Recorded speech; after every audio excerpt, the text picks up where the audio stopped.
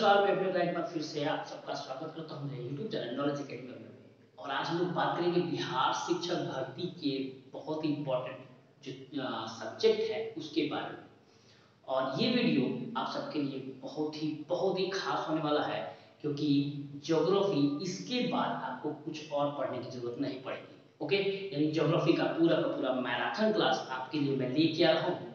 पूरा marathon class, यानी इससे बाहर अब ज्योग्राफी नहीं पढ़ना। ओके, यानी ये बिहार बोर्ड की किताब से रिलेटेड जितने भी टॉपिक्स हैं, जो भी बिहार बोर्ड में किताब चल रहे हैं, बिहार की किताबें चल रही हैं, उसमें जितने भी टॉपिक हैं वो सब इसमें संलग्न कर दिए गए हैं। यानी आप इससे बाहर बिहार के क्वेश्चन नहीं देखेंगे, खासकर ज्योग्राफी में।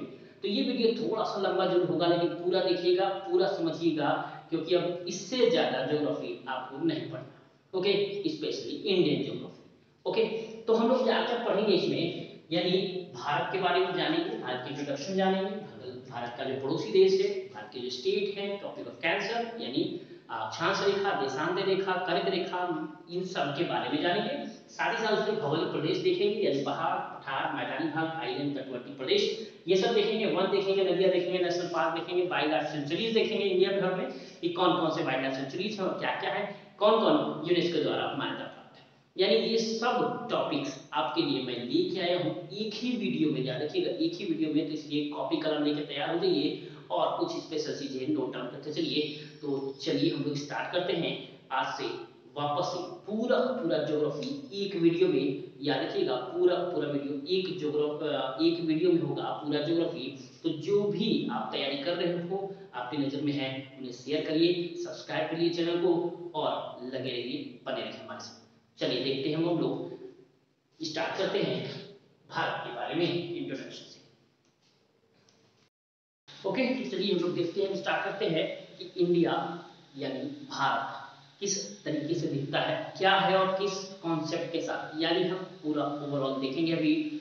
और एक भी क्वेश्चन आपके इससे बाहर नहीं जाएंगे। ओके, तो चलिए स्टार्ट करते हैं हम लोग और वन बाय वन देखते हैं। ओके, तो सबसे पहले हम भारत को देखें तो ये किस अक्षांश में है, किस देशांतर में है, ये सबसे पहले देखते हैं हम लोग। तो अगर थोड़ा सा देख लें हम लोग अर्थ को, तो जो अर्थ है, यानी ये है हमारा विषुवत रेखा यानी इक्वेटर, जो 0 डिग्री पे है। ये हमारा प्राइम मेरिडियन जो कि 0 डिग्री पे है, यानी देशांतर या अक्षांश रेखा, देशांतर रेखा, विषुवत रेखा एकदम इक्वेटर बीचों बीच।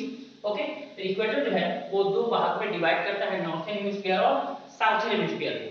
ठीक, और हमारा जो इंडिया है ना, वो इस कोने पे है। ओके, कहां पे है, इस जगह पे है। तो अगर हम यहां से देखें तो हमारा भारत जो है वो नॉर्थ में और प्राइम मेरिडियन के ईस्ट में, यानी नॉर्थ ईस्ट में। ओके, कहां है, उत्तर पूर्व देशांत। ओके, यानी उत्तर पूर्वी भाग में हमारा जो भारत है वो किस डायरेक्शन में है पूरी पृथ्वी का, तो वो है उत्तर पूर्व। ओके, याद रहेगा, उत्तर पूर्व के डायरेक्शन में ये अवस्थित है। इतना समझ में। अगर हम बात करें इसके लैटिट्यूड लॉन्गिट्यूड की, ये कहां तक है, ओके, ये किस कोने से है, यहाँ एंगल यहीं से निकालते हैं, आप सबको पता ही है। तो कहां पे है, तो अगर हम सबसे दक्षिणतम बिंदु की बात करें तो ये 6 डिग्री 4 मिनट नॉर्थ में, 6 डिग्री 4 मिनट नॉर्थ में। और अगर मेन लाइन की बात करें तो 8 डिग्री 4 मिनट नॉर्थ में है। ओके, ये मुख्य भूमि का जो भाग है वो 8 डिग्री 4 मिनट नॉर्थ में उत्तरी देशांतर में है, और 6 डिग्री 4 मिनट नॉर्थ में है। या देखिए नॉर्थ क्यों है, क्योंकि ये दोनों ही पार्ट इससे ऊपर में है, यानी यहां भी नॉर्थ, यहां भी नॉर्थ। ओके, कोई दिक्कत। चलिए अब हम दूसरी तरफ सबसे ऊपर वाले ये लैटिट्यूड की बात कर रहे हैं, याद रखिएगा, यानी अक्षांश रेखाओं की बात कर रहे हैं हम। तो वो किस लाइन से जाता है, ये वाला। और सबसे ऊपर अगर देखें तो वो है 37 degree 6 minute north, 37 degree 6 minute north. Okay, याद रहेगा। नेक्स्ट अगर हम बात करें इस लाइन की, तो वो होगा 68 डिग्री 7 मिनट ईस्ट। ओके, या देखिए ये प्राइम मेरिडियन इसके ईस्ट में, इसलिए यहाँ भी ईस्ट और यहाँ भी ईस्ट। डन। तो ये 68 डिग्री 7 मिनट ईस्ट से कहाँ तक है, 25 minute 97 degree 25 minute east. Okay, इतना कंफ्यूजन दूर है, यानी ये हमारा लॉन्गिट्यूड है। क्या है हमारा लॉन्गिट्यूड है, ठीक है, यानी इसी भूभाग के इसी क्षेत्रफल में हमारा जो भाग है वो यहीं तक फैला हुआ है। ओके, इतना याद रहेगा, कोई कंफ्यूजन, यानी ये हमारा जो भौगोलिक स्ट्रक्चर है, भौगोलिक संरचना है, वो इसी तरह है कि ग्लोब के हम लोग कहाँ पे हैं, नॉर्थ ईस्ट डायरेक्शन में है। तो अगर हम बात करें इसके अक्षांश रेखाओं की यानी लैटिट्यूड की, तो लैटिट्यूड है 6 डिग्री 4 मिनट जो कि हमारा सबसे दक्षिणतम बिंदु है। उसके बाद 8 डिग्री 4 मिनट जो हमारा मुख्य भूमि का सबसे दक्षिणतम बिंदु है। उसके बाद 37 डिग्री 6 मिनट नॉर्थ जो कि मुख्य हमारे जो मुख्य भूमि है उसका सबसे उत्तरी अक्षांश रेखा है। उसके बाद 68 डिग्री 7 मिनट ईस्ट जो हमारा सबसे क्या है, पश्चिमी भाग है। ओके, और सबसे पूर्वी भाग हमारा 97 डिग्री 25 मिनट ईस्ट तक फैला हुआ है। ओके, इतना समझ में आया।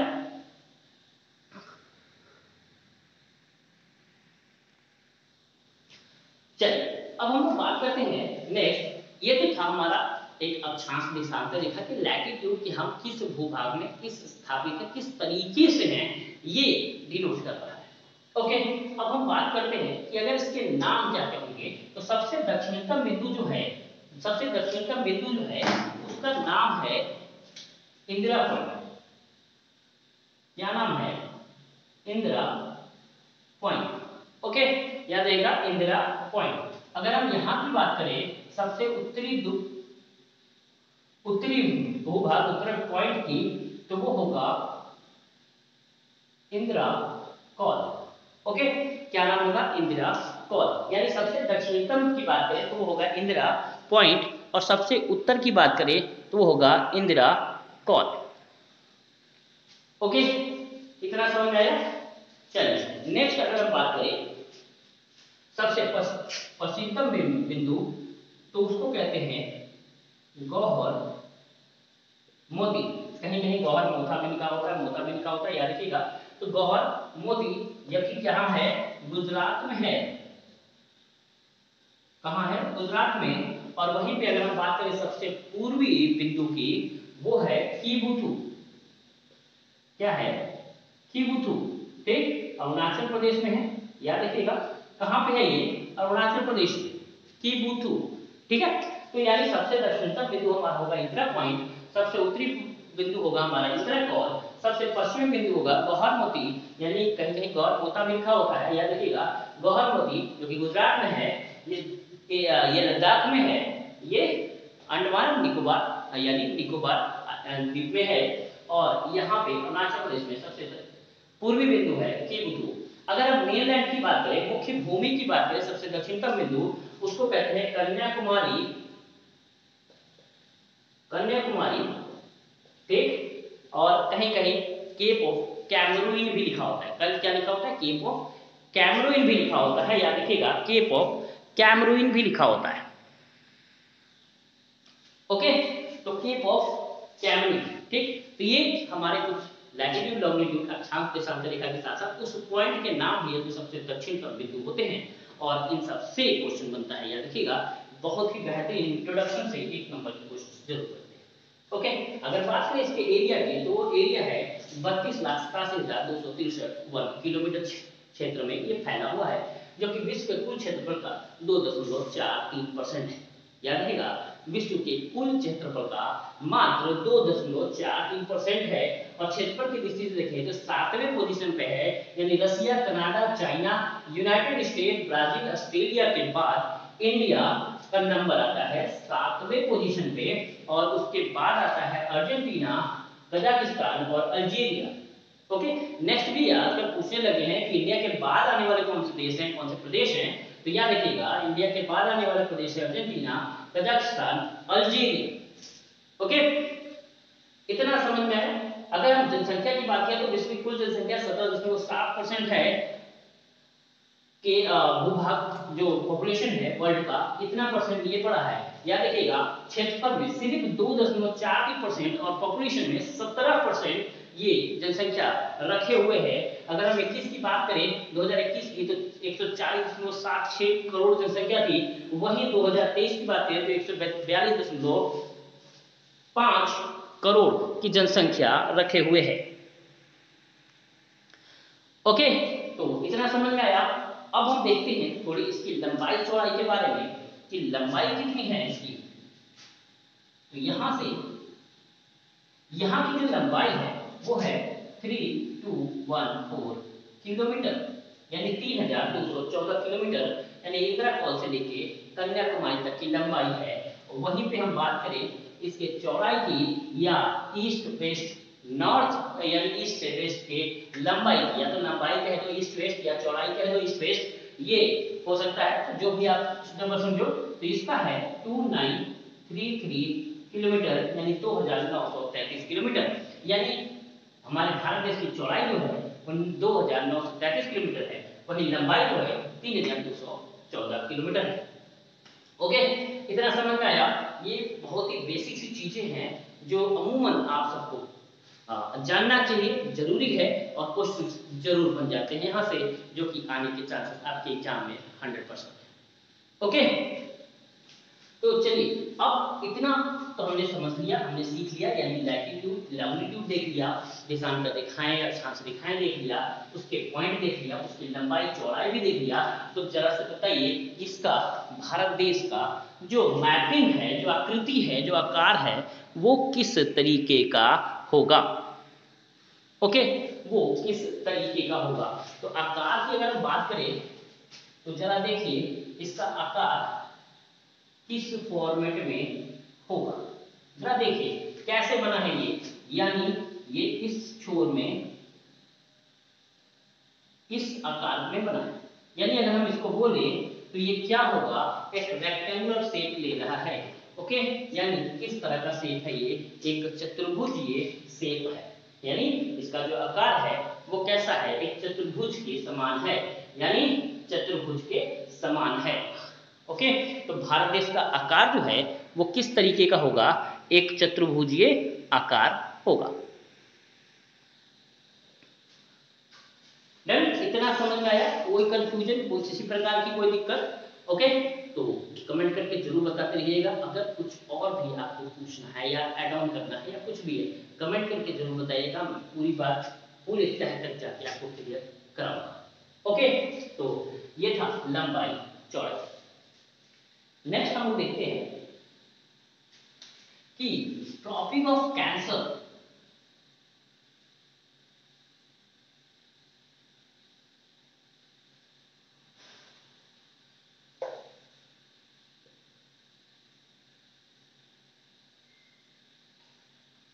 ओके, ट्रॉपिक ऑफ कैंसर यानी कर्क रेखा।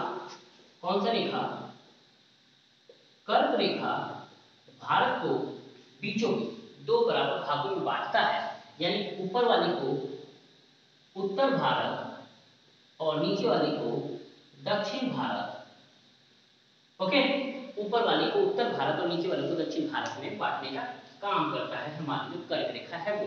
साथ में याद रखिएगा, अगर भौगोलिक स्ट्रक्चर देखें तो विंध्य पर्वत भी उत्तर भारत और दक्षिण भारत को बांटने का काम करती है, वो भी अभी हम लोग देखेंगे।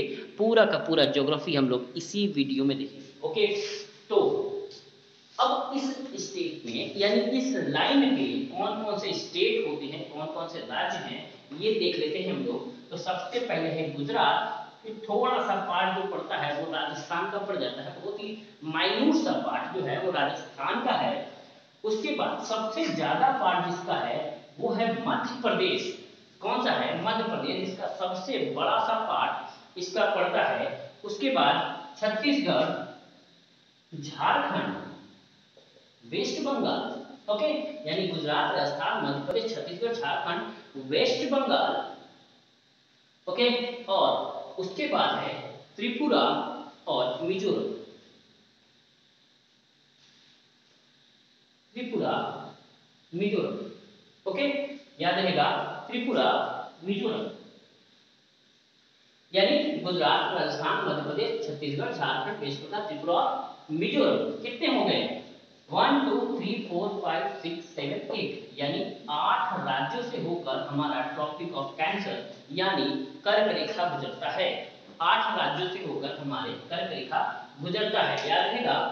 एक जिसका सबसे छोटा सा पार्ट राजस्थान में, सबसे बड़ा पार्ट मध्य प्रदेश में और सबसे इंपॉर्टेंट राजधानी सीधे सीधे कर्क रेखा पर स्थापित होने वाली वो है झारखंड। मध्य प्रदेश के भोपाल भी नियरेस्ट है, उसी के ऊपर नहीं है, लेकिन झारखंड में रांची सबसे नजदीक है। ओके,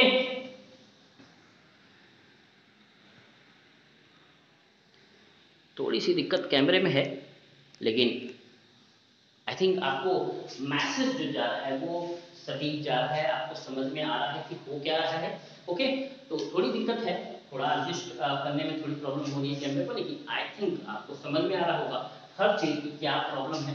ओके, तो मैटर सबसे जरूरी चीज है कि मैटर आपको क्लियर होना चाहिए, मैटर आपको समझ में आना चाहिए और बखूबी आपको समझ में आ रहा होगा। कॉपी कलम लेके बैठिए, इसको बनाइए, इसको लिखिए और ध्यान से देखिए, 100% आपका सिलेक्शन तय है और बहुत बेहतरीन ये जो पूरा सेगमेंट चलेगा वो आपके लिए चलेगा। तो कॉपी कलम लेके बैठिए और एक एक जो चीज बना रहे हैं, दिखा रहे हैं, मैपिंग कर रहे हैं, वो नोट डाउन करके चलिए, आपके लिए रामबाण का काम करेगा। ओके, तो ये चीजें हैं गुजरात, राजस्थान, मध्य प्रदेश, छत्तीसगढ़, झारखंड, वेस्ट बंगाल, तमिलनाडु और मिजोरम ये पढ़ने वाले राज्य हैं जो कि कर्क रेखा पे पड़ते हैं। ओके, दूसरा जो है वो टाइम जोन है। क्या है? टाइम जोन यानी 82 डिग्री 25 मिनट ईस्ट पे, 82 डिग्री 25 मिनट ईस्ट पे, ठीक है, 22 डिग्री 85 मिनट ईस्ट पे हमारा टाइम जोन है, जो कि ग्रीनविच मीन टाइम से 5.5 घंटा आगे है, 5.5 घंटा आगे है ग्रीनविच मीन टाइम से। ओके, अब ये भी कितने कितने कौन कौन से स्टेट से होके जाता है वो देखते हैं। तो ये है यूपी यानी उत्तर प्रदेश, मध्य प्रदेश, थोड़ा इधर उधर है, बस समझने का प्रयास करिए। उत्तर प्रदेश, मध्य प्रदेश, छत्तीसगढ़, उत्तर प्रदेश, मध्य प्रदेश, छत्तीसगढ़,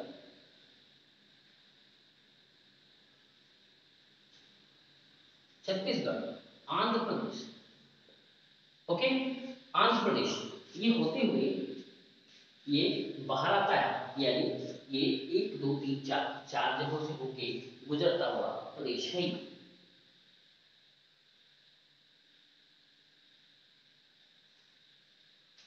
ओके, एक और है उड़ीसा, उत्तर प्रदेश, मध्य प्रदेश, उड़ीसा, छत्तीसगढ़, आंध्र प्रदेश से होता हुआ ये 8.5 82 डिग्री यानी 82 डिग्री 25 मिनट ईस्ट, जो कि हमारे ग्रीनविच मीन टाइम से 5.5 घंटा आगे है, उससे ये चलता हुआ है।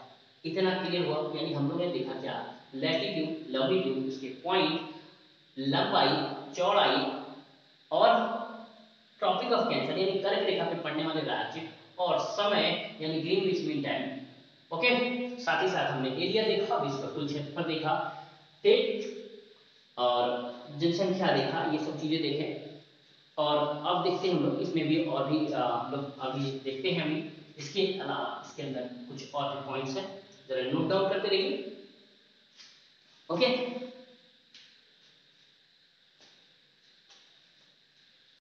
देखते हैं हम लोग अपने अपने पड़ोसी देश के बारे में, यानी भारत देश के जो पड़ोसी देश हैं उनके बारे में जानते हैं, खासकर भूमिगत जो पड़ोसी देश हैं हमारे, वो जिसमें चीन, अफगानिस्तान, पाकिस्तान, नेपाल, भूटान, म्यांमार और बांग्लादेश प्रमुखता के साथ हैं। यानी यही जो है हमारे पड़ोसी देश हैं भूमिगत, यानी कितने हैं? 1 2 3 4 5 6 7 हमारे पड़ोसी देश हैं। ओके, और साथ ही हमारे समुद्री पड़ोसी देश भी हैं, श्रीलंका, मालदीव और इंडोनेशिया हमारे अंडमान निकोबार के आस पास में हमारे पड़ोसी देश बन गए हैं, और मालदीव हमारे लक्षद्वीप के साथ पड़ोसी देश। ओके, इतना समझ में आया। तो इसमें जो सबसे जरूरी चीज है वो है स्टेट, राज्य कौन कौन से हैं जो हमारे पड़ोसी देशों से संलग्न करते हैं, टच होते हैं। ओके, और इससे क्वेश्चन जरूर बनते हैं।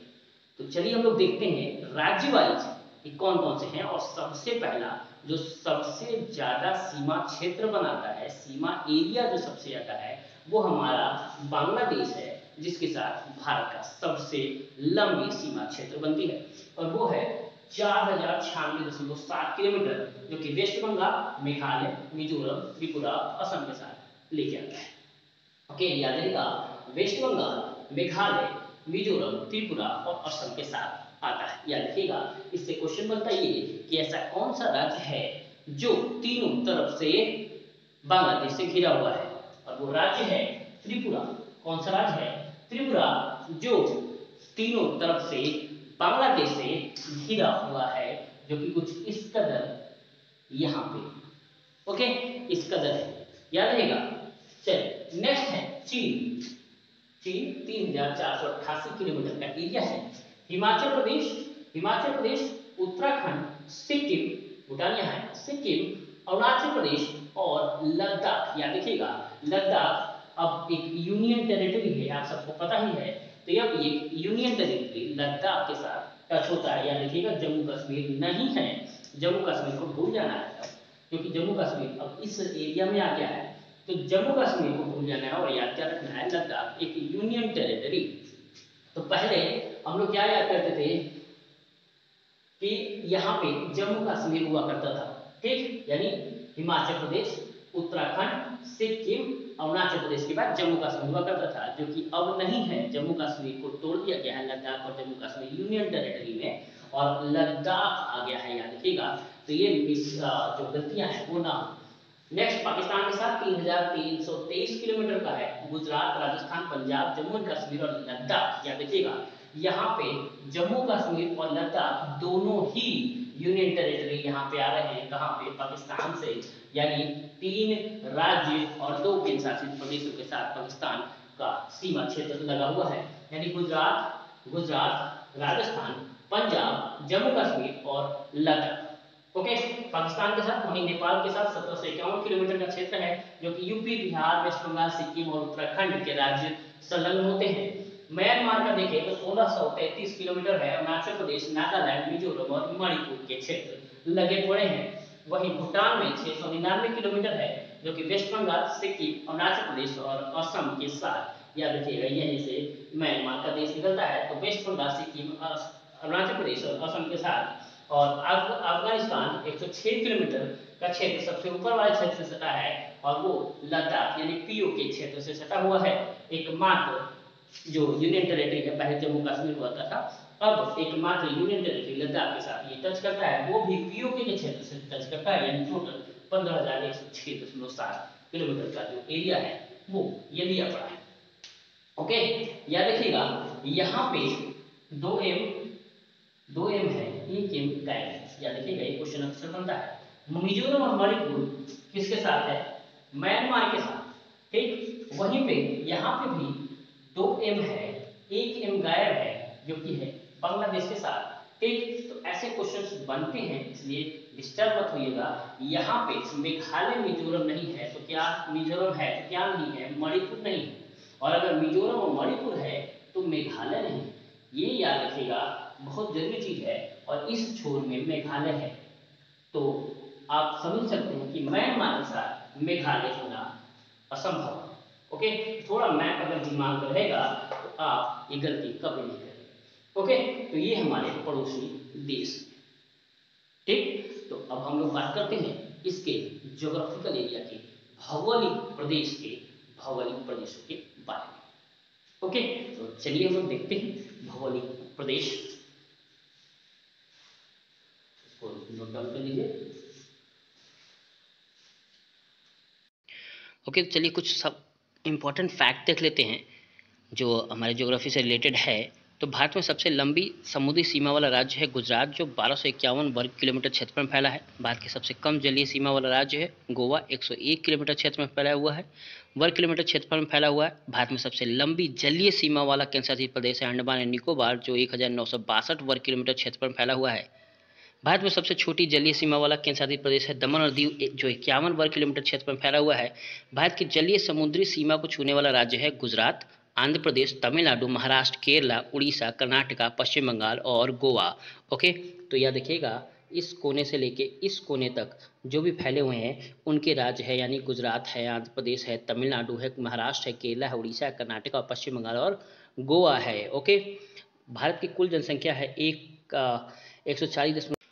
तो कि भारत की कुल जनसंख्या 140.76 करोड़, जो कि 2021 के डेटा के अनुसार है। तो पुरुष जनसंख्या इसमें है 62,31,21,843, यानी 62.3% संख्या जो है पुरुष जनसंख्या की है।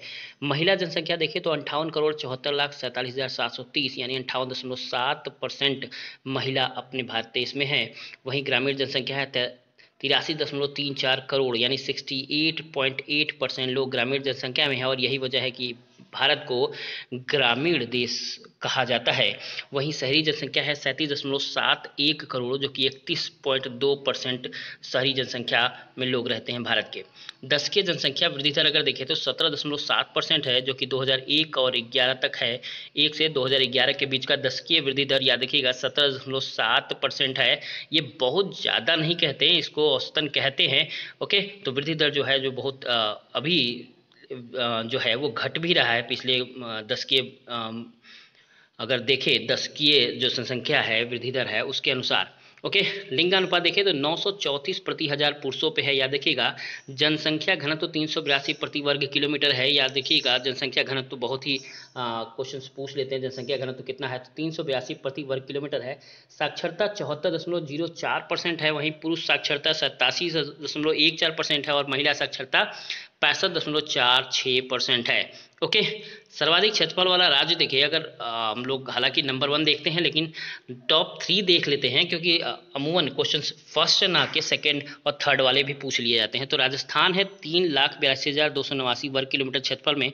वहीं दूसरे स्थान पे है मध्य प्रदेश, जो कि 3,08,000 वर्ग किलोमीटर क्षेत्रफल में फैला है। वही महाराष्ट्र है 3,07,713 वर्ग किलोमीटर क्षेत्रफल पे। न्यूनतम क्षेत्रफल वाला राज्य है गोवा 3702 किलोमीटर, सिक्किम 7,096 किलोमीटर, त्रिपुरा 10,486 की वर्ग किलोमीटर क्षेत्रफल में फैला है। याद रखिएगा हम सिर्फ राज्य की बात कर रहे हैं, केंद्र शासित प्रदेशों की बात नहीं कर रहे हैं। ओके, सर्वाधिक जनसंख्या वाला राज्य है उत्तर प्रदेश 20 करोड़, ये तो सबको पता है। महाराष्ट्र का है 11.23 करोड़, वहीं बिहार का है 10.40 करोड़, यानी 40 करोड़ जनसंख्या सर्वाधिक जनसंख्या में है उत्तर प्रदेश, महाराष्ट्र, बिहार क्रम से। न्यूनतम जनसंख्या वाला राज्य देखें तो सिक्किम है 6.10 लाख जनसंख्या है, सॉरी। मिजोरम है 10.97 लाख, अरुणाचल प्रदेश का है 13.83 लाख। ओके, तो यानी क्रम से देखें तो सबसे कम है सिक्किम, फिर मिजोरम और फिर अरुणाचल प्रदेश। सर्वाधिक जनसंख्या घनत्व वाला राज्य देखिए तो बिहार है, ये सबको याद होगा। बिहार है 1102 वर्ग किलोमीटर क्षेत्रफल में फैला हुआ है और इतने में 1102 लोग रहते हैं। वहीं पश्चिम बंगाल में 1028 रहते हैं, वहीं केरल में 860 जनसंख्या घनत्व तो है यहाँ पे। लिंगानुपात में देखिए तो सबको पता है हरियाणा सबसे लिंगानुपात में सबसे ज़्यादा नंबर लिए हुए है, मतलब सबसे न्यूनतम लिंगानुपात वाला राज्य है, यानी जनसंख्या में 1000 पुरुषों पे मात्र 889 जो महिलाएं हैं वही हैं। वहीं सिक्किम में देखें तो 890 है और पंजाब में 895 है। ओके, और न्यूनतम साक्षरता वाला राज्य है बिहार, जहाँ 61.9% लोग ही पढ़े लिखे हैं। वहीं अरुणाचल प्रदेश में 65.4% है और राजस्थान में 66.1% है। सर्वाधिक साक्षरता वाला राज्य में देखिए तो केरल 94% है, मिजोरम 91.3% है और गोवा 88.7% है। यानी अभी जो हम लोग लैटिट्यूड लॉन्गिट्यूड देखें उसके बाद ये वाला जो डेटा है थोड़ा सा जानने के लिए कि हम लोग राज्य देश के बारे में कि ये कौन कौन से डेटा किस किस कैटेगरीज में लेके आते हैं। ओके, चलिए नेक्स्ट देखते हैं हम लोग। नेक्स्ट टॉपिक है, तो अब देखते हैं हम लोग भौगोलिक प्रदेश इसका। तो अगर हम थोड़ा सा ध्यान दें तो इस वाले छोर से हमारा माउंटेन प्रदेश, ठीक है, कौन सा भाग है, उत्तर का पर्वतीय प्रदेश, उत्तर का पर्वतीय प्रदेश, उत्तर का पर्वतीय प्रदेश। ओके, इस जगह से देखिए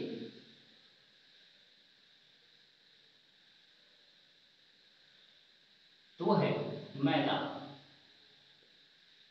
कौन सा है, मैदान का भाग है ये। ओके, मध्यवर्ती मैदान, ये नीचे प्रायद्वीपीय पठार, प्रायद्वीपीय पठार। ओके, क्या है ये? प्रायद्वीपीय पठार। यहां पे कुछ भाग छोटा सा वो है डेजर्ट, यानी थार का मरुस्थल, थार का मरुस्थल। ओके, याद रहेगा क्या है ये? थार का मरुस्थल। यहां पे वेस्टर्न घाट, ये ईस्टर्न घाट, ठीक है, ये वेस्टर्न घाट और ईस्टर्न घाट याद रखिएगा। यानी ये जो है वो हमारा पूर्वी घाट है और ये हमारा पश्चिमी घाट है। इसके किनारे किनारे भी ये जो एरिया है, ये जो एरिया है वो हमारा मैदानी क्षेत्र है। ये हमारा क्या है? मैदानी क्षेत्र है। और इसको हम कहते हैं तटवर्ती प्रदेश। क्या कहते हैं? तटवर्ती मैदान, तटवर्ती मैदान। और साथ साथ में यहाँ पे जो है हमारे द्वीप। ओके, क्या है? द्वीप, यानी लक्षद्वीप और ये अंडमान द्वीप। ओके, यानी हमारा जो भौगोलिक प्रदेश है, भौगोलिक क्षेत्र है, वो है उत्तर का पर्वतीय प्रदेश। साथ में है हमारा मरुस्थल मैदान जो कि सबसे बड़ा एरिया है। उसके बाद है थार का मरुस्थल, साथ में है पठार, साथ में है तटवर्ती मैदान। ओके, और द्वीप। ओके, यानी कितने हो गए हमारे भौगोलिक प्रदेश में? 1 2 3 4 5 और ये 6 भागों में बांट के हम लोग अपने भौगोलिक प्रदेशों को पढ़े। ओके, कितने भाग में? 6 भाग में बांट के हम लोग अपने भौगोलिक प्रदेशों को पढ़ेंगे। ये भी बहुत जरूरी चीज है कि इसको हम कैसे डिफाइन करें और किस तरीके से बताएं। ओके, तो चलिए 1 बाय 1 हम लोग देखते हैं इसके बारे में।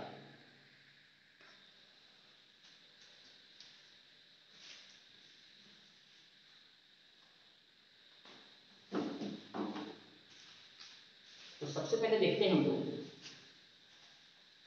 हिमालय, अपना उत्तर का पर्वतीय प्रदेश, उत्तर का पर्वतीय प्रदेश जो कि अर्धचंद्राकार रूप में बसा है, अर्धचंद्राकार रूप में बसा है।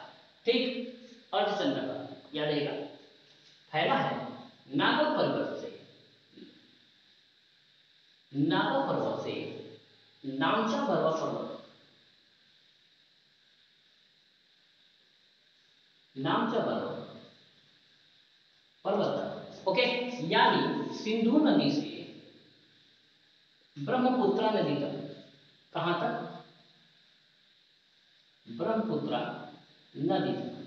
याद रहेगा नामचा पर्वत, नागा पर्वत से नामचा बरवा पर्वत तक, यानी सिंधु नदी से ब्रह्मपुत्र नदी तक। अगर हम इसकी लंबाई देखें, लंबाई तो है 2500 किलोमीटर।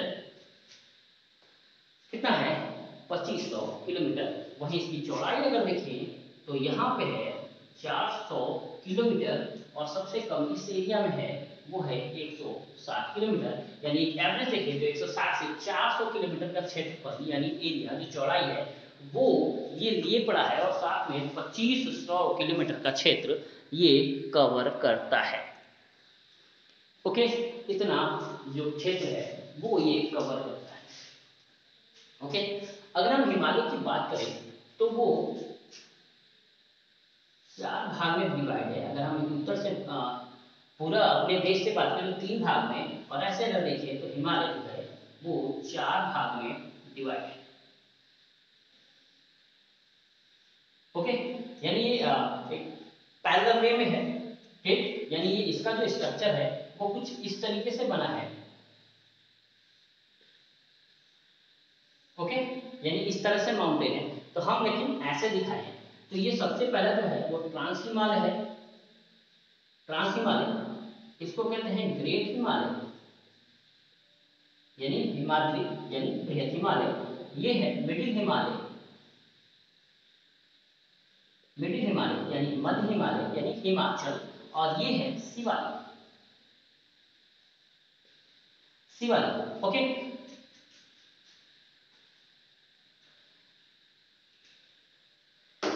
याद रहेगा ये है हमारा ट्रांस हिमालय, यानी जो पिछले भाग से सबसे ऊंचा वाला पर्वत है इससे ट्रांस हिमालय है।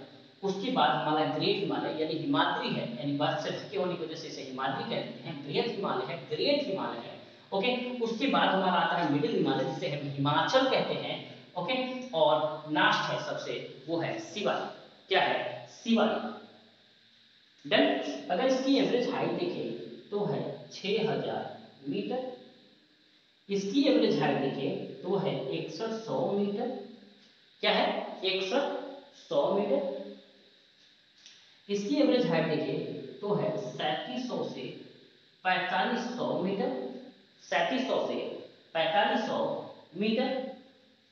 और इसकी एवरेज हाइट देखें तो 900 से 1100 मीटर की हाइट लिए हुए। ओके, यानी ये 6000 metre trans Himalaya, great Himalaya हमारा 100 मीटर, मिडिल हिमालय हमारा हिमाचल मतलब 3700 से 4500 मीटर, और शिवालिक हमारा 900 से 1100 मीटर का एरिया लिया हुआ है।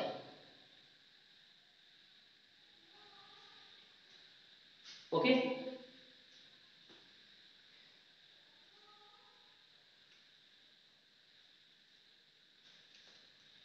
ओके, तो भारत का भौतिक स्वरूप अभी हम लोग समझे हैं, थोड़ा सा और गहराई से इसको जानने का प्रयास करते हैं। ओके, तो भारत के उत्तर में विश्व की सबसे ऊंची नवीनतम मोड़दार पर्वत श्रृंखला हिमालय स्थित है। यह भारत के उत्तर पश्चिम में नागा पर्वत चोटी शिखर से उत्तर पूर्व में नामचा बरुआ पर्वत चोटी तक है, अर्थात भारत के उत्तर पश्चिम में सिंधु नदी के मोड़ से उत्तर में ब्रह्मपुत्र नदी के मोड़ तक अर्धचंद्राकार रूप में फैला है। भारत का अगर स्वरूप देखें तो लगभग 5 लाख वर्ग क्षेत्रफल में फैला हुआ हिमालय पर्वत।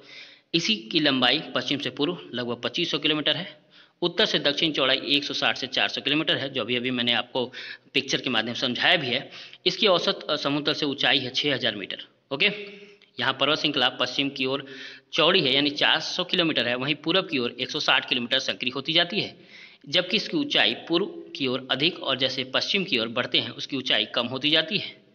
विश्व का सबसे ऊंची पर्वत चोटी में अधिकांश हिमालय में स्थित है, यानी माउंट एवरेस्ट दुनिया की सबसे ऊंची चोटी यही है, 8848 मीटर हिमालय में स्थित है। ओके, नेक्स्ट भौतिक भू आकृति विभाजन में भारत के हिमालय पर्वत का विस्तार 5 लाख वर्ग किलोमीटर क्षेत्र में फैला हुआ है, जो कि समानांतर श्रेणी उत्तर पश्चिम से उत्तर पूर्व की ओर फैली हुई है। इसको 4 भाग में बांटते हैं, यानी ट्रांस हिमालय, महान हिमालय, लघु हिमालय और शिवालिक हिमालय। ये हमने आपको बहुत अच्छे तरीके से समझाया, अभी उसको थोड़ा सा एक्सप्लेनेशन और करेंगे हम लोग। तो महान हिमालय के उत्तर की ओर या बाहर की ओर स्थित होने के कारण इसे पार हिमालय कहा जाता है। इसे ट्रांस हिमालय के नाम से जाना जाता है। इसके अंतर्गत कैलाश श्रेणी, लद्दाख, जास्कर तथा काराकोरम श्रेणी के शामिल किया जाता है। सिंधु नदी लद्दाख और जास्कर पर्वत श्रेणियों के मध्य में प्रवाहित होती है, और यह लद्दाख श्रेणी के बुंजी नामक स्थान पर कटकर गहरे गार्ज का निर्माण करती हैं। याद रखिएगा किसका? गार्ज का निर्माण करती हैं। ओके, नेक्स्ट है इस हिमालय के काराकोरम श्रेणी में भारत का सर्वोच्च शिखर गॉडविन ऑस्टिन K2 8611 मीटर स्थित है। याद रखिएगा काराकोरम श्रेणी भारत का सर्वोच्च शिखर है, जो कि गॉडविन ऑस्टिन 8611 मीटर स्थित है, जो दुनिया की दूसरी सबसे ऊंची पर्वत चोटी है, माउंट एवरेस्ट के बाद है।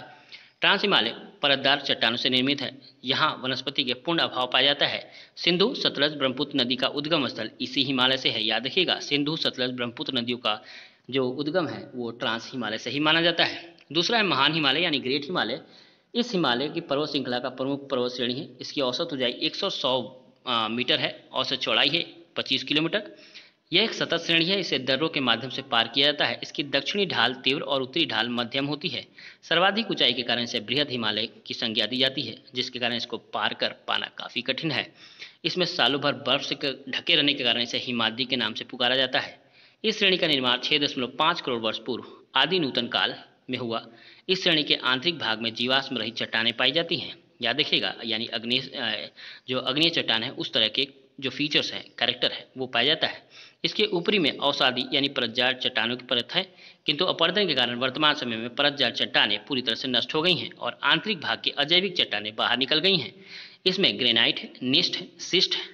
ओके, इस तरह के चट्टाने हैं। हिमालय पर्वत की सबसे ऊंची चोटी पर्वत इसी श्रेणियों में स्थित है, यानी दुनिया की कुछ सर्वोच्च चोटियां इस प्रकार हैं। तो पहला है माउंट एवरेस्ट, जो कि नेपाल में है 8,848 मीटर।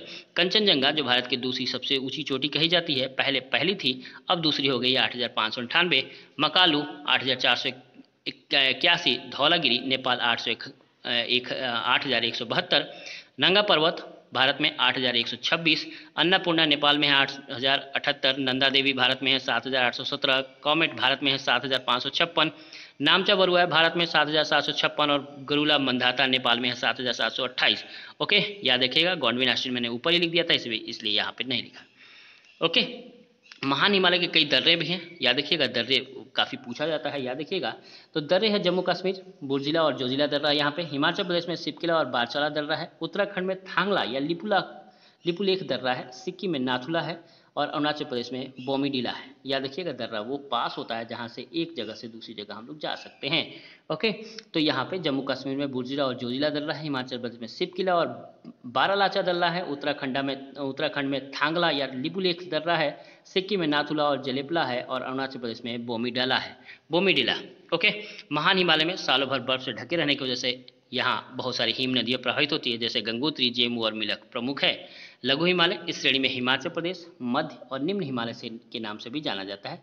इसकी ऊंचाई 3700 मीटर से 4500 मीटर के मध्य है। इसकी औसत चौड़ाई है 80 किलोमीटर। ओके, जीवाश्म रहित अवसादों या कांति चट्टानों की बहुलता पाई जाती है। स्लेट, चूना पत्थर, क्वार्टर चट्टानें पाई जाती है। ये चट्टानें पूर्वजीवी महाकाल से लेकर आदि नूतन काल यानी इकोन तक फैला हुआ है। इस श्रेणी में उत्थान 2.5 से लेकर 3 करोड़ वर्ष पूर्व अल्प नूतन काल में हुआ है। ओके, इसके अंतर्गत पीर पंजाल श्रेणी यानी जम्मू कश्मीर, धौलाधार श्रेणी हिमाचल प्रदेश, नागा टीवा श्रेणी, काल्व श्रेणी, मसूरी श्रेणी उत्तराखंड में, महाभारत श्रेणी नेपाल में शामिल किया जाता है। ये सब इसी के नाम से जानते हैं, यानी इसी में श्रेणियां पाई जाती हैं। इस श्रेणी के दक्षिण ढाल मंद और उत्तरी ढाल तीव्र होती है। इन ढालों में छोटे छोटे घास के मैदान पाए जाते हैं, जिसे कश्मीर में मर्ग यानी गुलमर्ग, सोनमर्ग आदि एवं उत्तराखंड में बुग्याल या प्यार कहा जाता है। ओके, याद रखिएगा, महान हिमालय और लघु हिमालय के मध्य कई घाटियाँ स्थित है, जैसे कश्मीर घाटी हिमाचल प्रदेश में कांगड़ा और कुल्लू घाटी नेपाल में काठमांडू घाटी। याद रखिएगा, ठीक है, यानी महान हिमालय और हिमाचल के बीच में बहुत सारी घाटियाँ पाई जाती है। इसी घाटियों को नाम दिया गया है, यानी एक कश्मीर घाटी हिमाचल प्रदेश में कांगड़ा और कुल्लू घाटी है और नेपाल में काठमांडू घाटी है। इस श्रेणी में भारत के अधिकांश स्वास्थ्यवर्धक स्थान या पर्वतीय नगर स्थित हैं, जैसे शिमला, मसूरी, डलहौजी, नैनीताल और दार्जिलिंग। Okay, next Shivalik. इस श्रेणी हिमालय की सबसे दक्षिण श्रेणी है, जिसके अंतर्गत इसे बाह्य हिमालय या उप हिमालय के नाम से जानते हैं। इसकी चौड़ाई 10 से 50 किलोमीटर तक है तथा ऊंचाई समुद्र से 900 से 1000 मीटर है। यह श्रेणी पंजाब में पोटवार बेसिन से प्रारंभ होकर पूर्व में कोसी नदी तक फैली हुई है। इसका निर्माण अति नूतन काल यानी बहुत नया बना है, जो कि इन दोनों के टूट फूटने से बना है। 1.4 करोड़ वर्ष पूर्व हुआ। यह पश्चिमी में चौड़ी और पूरब की ओर संकीर्ण होती है। शिवालिक में तृतीय काल के चट्टाने हैं, जैसे बलुआ पत्थर, मृतिका, मिस्र, पिंडासम और चूना पत्थर पाए जाते हैं। लघु हिमालय तथा शिवालिक हिमालय के बीच कहीं कहीं समतल संरचनाएं घटिया पाई जाती हैं, जिन्हें पश्चिम में दून जैसे देहरादून, कोटरी दून तथा पूर्व में दुआर के नाम से जानते हैं। ब्रिटिश भूगर्भ शास्त्री सिडनी के अनुसार 4 प्रदेशीय जो हैं वो इस प्रकार है, यानी नदियों के बेसिस पे बांटा गया है इनको, तो अलग अलग हैं। यानी पंजाब हिमालय, यहाँ पे पंजाब हिमालय जो सिंधु नदी और सतलज नदी के बीच में फैला है। कुमायूं हिमालय जो सतलज नदी और काली नदी के बीच में फैला है। नेपाल हिमालय जो काली नदी और तीस्ता नदी के बीच में फैला है, और तीस्ता नदी और ब्रह्मपुत्र के बीच में ही असम हिमालय फैला है।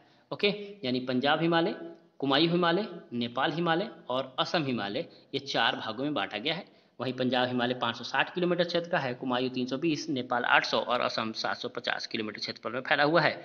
ये भी काफ़ी बार पूछा जाता है नदियों के आधार पे। ओके, इसी तरह 70-73 में 5 प्रदेशीय खंडों में प्रोफेसर SP चटर्जी ने भी बांटा है। कश्मीर हिमालय, हिमाचल हिमालय, कुमायूं हिमालय, केंद्रीय हिमालय और पूर्वी हिमालय। ओके, नेक्स्ट हिमालय के कुछ प्रमुख दर्रे, जो कि अभी मैंने बताया, बहुत ही बेहतरीन क्वेश्चंस बनते हैं इससे। तो पहला है बनिहाल दर्रा, जो स्थित है जम्मू कश्मीर में और जम्मू कश्मीर को श्रीनगर से जोड़ता है। वहीं बारालाचा दर्रा हिमाचल प्रदेश और लद्दाख में फैला है। मनाली को लेह से जोड़ता है। बोमडीला दर्रा अरुणाचल प्रदेश में, जो कि ल्हासा को तिब्बत से जोड़ता है। बुर्जिला दर्रा जम्मू कश्मीर में है, जो कि कश्मीर घाटी को लद्दाख से जोड़ता है। चांगला लद्दाख में है, जो लद्दाख को तिब्बत से जोड़ता है। देवसा हिमाचल प्रदेश में है, जो कुल्लू और स्पीति को जोड़ता है एक दूसरे से। दिहांग अरुणाचल प्रदेश में है, जो कि अरुणाचल प्रदेश को मंडाले म्यांमार से जोड़ता है। डिफू अरुणाचल प्रदेश में, जो कि मंडाले म्यांमार से जोड़ता है। इमिला लद्दाख में है, जो लद्दाख को तिब्बत से जोड़ता है। खारादुंगला सबसे ऊंचा है, याद रखिएगा, लद्दाख, जो लद्दाख को लेह से जोड़ता है। खोजेरोब लद्दाख को तिब्बत से जोड़ता है। जेलपला सिक्किम में है, जो कि ल्हासा को जोड़ता है तिब्बत से। लनगला यानी लद्दाख में अक्साई चीन को जोड़ता है, यानी लद्दाख को तिब्बत से जोड़ता है। लिखा पानी अरुणाचल प्रदेश में है, अरुणाचल प्रदेश को म्यांमार से जोड़ता है। जोरजिला, ये तो सबको पता होगा, बहुत ही फेमस है, श्रीनगर को कश्मीर और लेह से जोड़ता है। लिपू लेक उत्तराखंड में है, उत्तराखंड को तिब्बत से जोड़ता है। माना उत्तराखंड में है, उत्तराखंड को तिब्बत से जोड़ता है। मंगसाधुरा उत्तराखंड, जो उत्तराखंड को तिब्बत से जोड़ता है। मुलिंगला उत्तराखंड, जो उत्तराखंड को तिब्बत से जोड़ता है। नाथुला सिक्किम, जो कि सिक्किम में है, सिक्किम को चीन से जोड़ता है। नीति उत्तराखंड में है, जो उत्तराखंड को तिब्बत से जोड़ता है। पंगसान अरुणाचल प्रदेश में, जो अरुणाचल प्रदेश को मंडाले म्यांमार से जोड़ता है। पेंजिला जम्मू कश्मीर, कश्मीर घाटी को कारगिल से जोड़ता है। पीर पंजाल जम्मू कश्मीर में है, जम्मू को श्रीनगर से जोड़ता है, ये भी काफ़ी फेमस है। सिपकिला हिमाचल प्रदेश में है, जो हिमाचल प्रदेश को तिब्बत से जोड़ता है। थांगला लद्दाख में है, जो लद्दाख को तिब्बत से जोड़ता है। याद रखिएगा, ये हिमालय की पुष्प प्रमुख दर्रे हैं। अब हम बात करते हैं उत्तर भारत की जो मैदान है, ओके, उसके बारे में। तो ये है पंजाब ऊपरी गंगा मैदान, मध्य और निम्न गंगा मैदान, ब्रह्मपुत्र, राजस्थानी मैदान, इस सब के बारे में। ओके, तो मैदान उस भू आकृति को कहा जाता है जो आसपास के क्षेत्रों में कम ऊंचाई को है, जिसकी सतह समतल और ढाल अत्यधिक मंद हो जाती है, जिसमें कगार का अभाव पाया जाता है, जिसका निर्माण मुख्य रूप से निक्षेपण, अपर्दन तथा सागर में स्थलखंड के निर्गमन या निमंजन यानी सबमर्जेंस के कारण होता है। ओके, अगर परिचय देखें समान से, तो भौतिक स्वरूप के अंतर्गत प्रमुख प्राकृतिक भू आकृति उत्तर भारत के मैदान के स्थित हिमालय पर्वत के दक्षिण तथा प्रायद्वीपीय पठार के मध्य इसका विकास हुआ। यह मैदानी क्षेत्र लगभग 7 लाख वर्ग किलोमीटर क्षेत्र में फैला है। इसकी लंबाई पश्चिम से पूर्व 2400 किलोमीटर तथा इसकी औसत चौड़ाई 150 से 300 किलोमीटर के मध्य पाया जाता है। इस मैदानी क्षेत्र का औसत ऊंचाई समुद्र से लगभग 150 मीटर है। इसका औसत ढाल लगभग 25 सेंटीमीटर प्रति किलोमीटर है। ओके, यह मैदानी भाग भारत का ही नहीं अपितु विश्व का सबसे उपजाऊ मैदान है, साथ साथ घनी जनसंख्या वाले प्रदेश के रूप में पाया जाता है। इस मैदान का निर्माण हिमालय और प्रायद्वीपीय पठार के निकलने वाली नदियों द्वारा लाए गए जलोढ़ निक्षेपण के द्वारा हुआ है। ओके, यानी इसका जो औसत गहराई है 400 मीटर है और कहीं कहीं से 3000 मीटर से भी अधिक पाई जाती है। इसमें भारत में पाए जाने वाले पंजाब, हरियाणा, उत्तर प्रदेश, बिहार, झारखंड, असम, पश्चिम बंगाल में। अगर गंगा बात करें मैदान का निर्माण, तो गंगा, यमुना, ब्रह्मपुत्र नदियों और तथा इसकी सहायक नदी जैसे चंबल, केन, बेतवा, सिंधु, यमुना की शारदा, गोमती, घाघरा, गंडक, कोसी, सोन, दामोदर, गंगा, सिंध, दिहांग, दिबांग, सिकिन, लोहित, ब्रह्मपुत्र के तथा सतलज, व्यास, रावी, सिंधु नदी का योगदान है। ओके, उत्तरी भारत के भूआकृति कैसा है, तो उत्तर में दक्षिण की ओर 5 भागों में विभाजित करते हैं। सबसे ऊपर जो आता है वो भाभर नदी आता है, भाभर प्रदेश आता है। ओके, जहाँ पे ऊंची ऊंची चोटियाँ होती हैं, चट्टानें होती हैं। उसके बाद उसके नीचे आता है जहाँ पे तराई होता है, यहाँ पे सिल्ट विल्ट पाए जाते हैं। ओके, उसके बाद नीचे आता है जहाँ पे पुरानी एलुवियल सॉइल पाई जाती है, पुरानी जलोढ़ मिट्टी पाई जाती है, उसे बागर प्रदेश कहते हैं। और जहाँ पे नई पाई जाती है उसे हम खादर प्रदेश कहते हैं।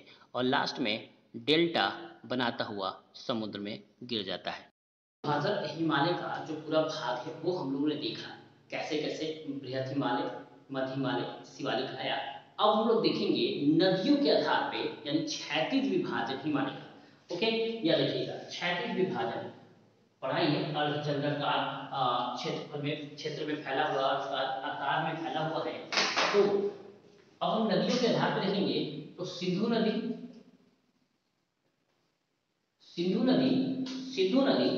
और सतलज नदी, सिंधु नदी और सतलज नदी के बीच में है पंजाब हिमालय। क्या है? पंजाब हिमालय। याद देखिएगा, सिंधु नदी और सतलज नदी के बीच में है पंजाब हिमालय। सतलज और काली नदी के बीच में है कुमायूं हिमालय।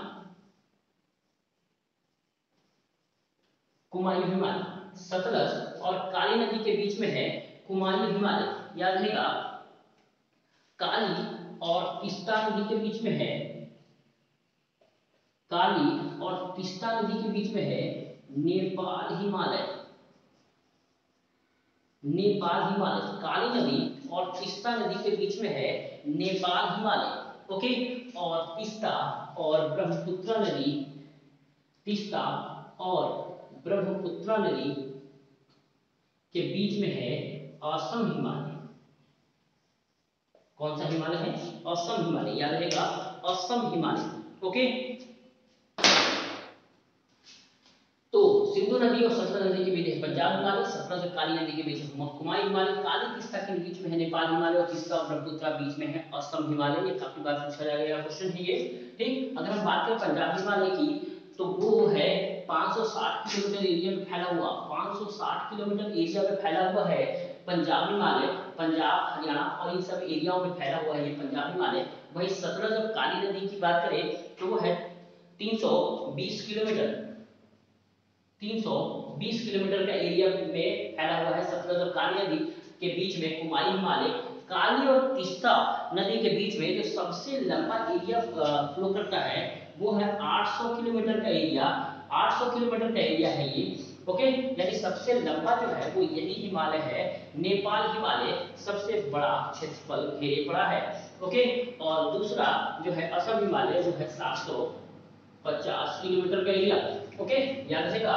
तो सिंधु और सतलज नदी के बीच पंजाब हिमालय जो 560 किलोमीटर का है, सतलज और काली नदी के बीच 320 यानी कुमायूं हिमालय का है, काली और तीस्ता यानी 800 किलोमीटर का नेपाल हिमालय, और तीसरा से ब्रह्मपुत्र असम हिमालय 750।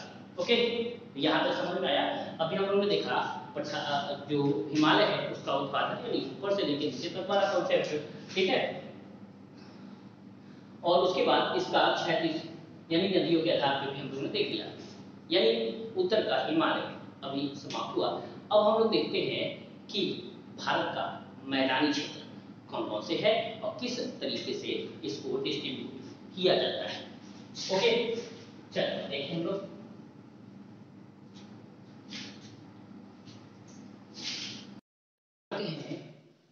हमारा मैदानी क्षेत्र। ओके, यानी मैदानी क्षेत्र में हम बात करें तो हमारे यहाँ है राजस्थान प्लेन यानी राजस्थान का मैदान, पंजाब का मैदान, ऊपरी गंगा, मध्य गंगा, निम्न गंगा यानी पूरा का पूरा गंगा का मैदान है ये। इतने बड़े एरिया को हम लोग 3 भाग में बांट के पढ़ते हैं। एक है ऊपरी गंगा मैदान, मध्य गंगा मैदान और निम्न गंगा मैदान, और नेक्स्ट है ब्रह्मपुत्र या असम मैदान जिसे हम कह देते हैं।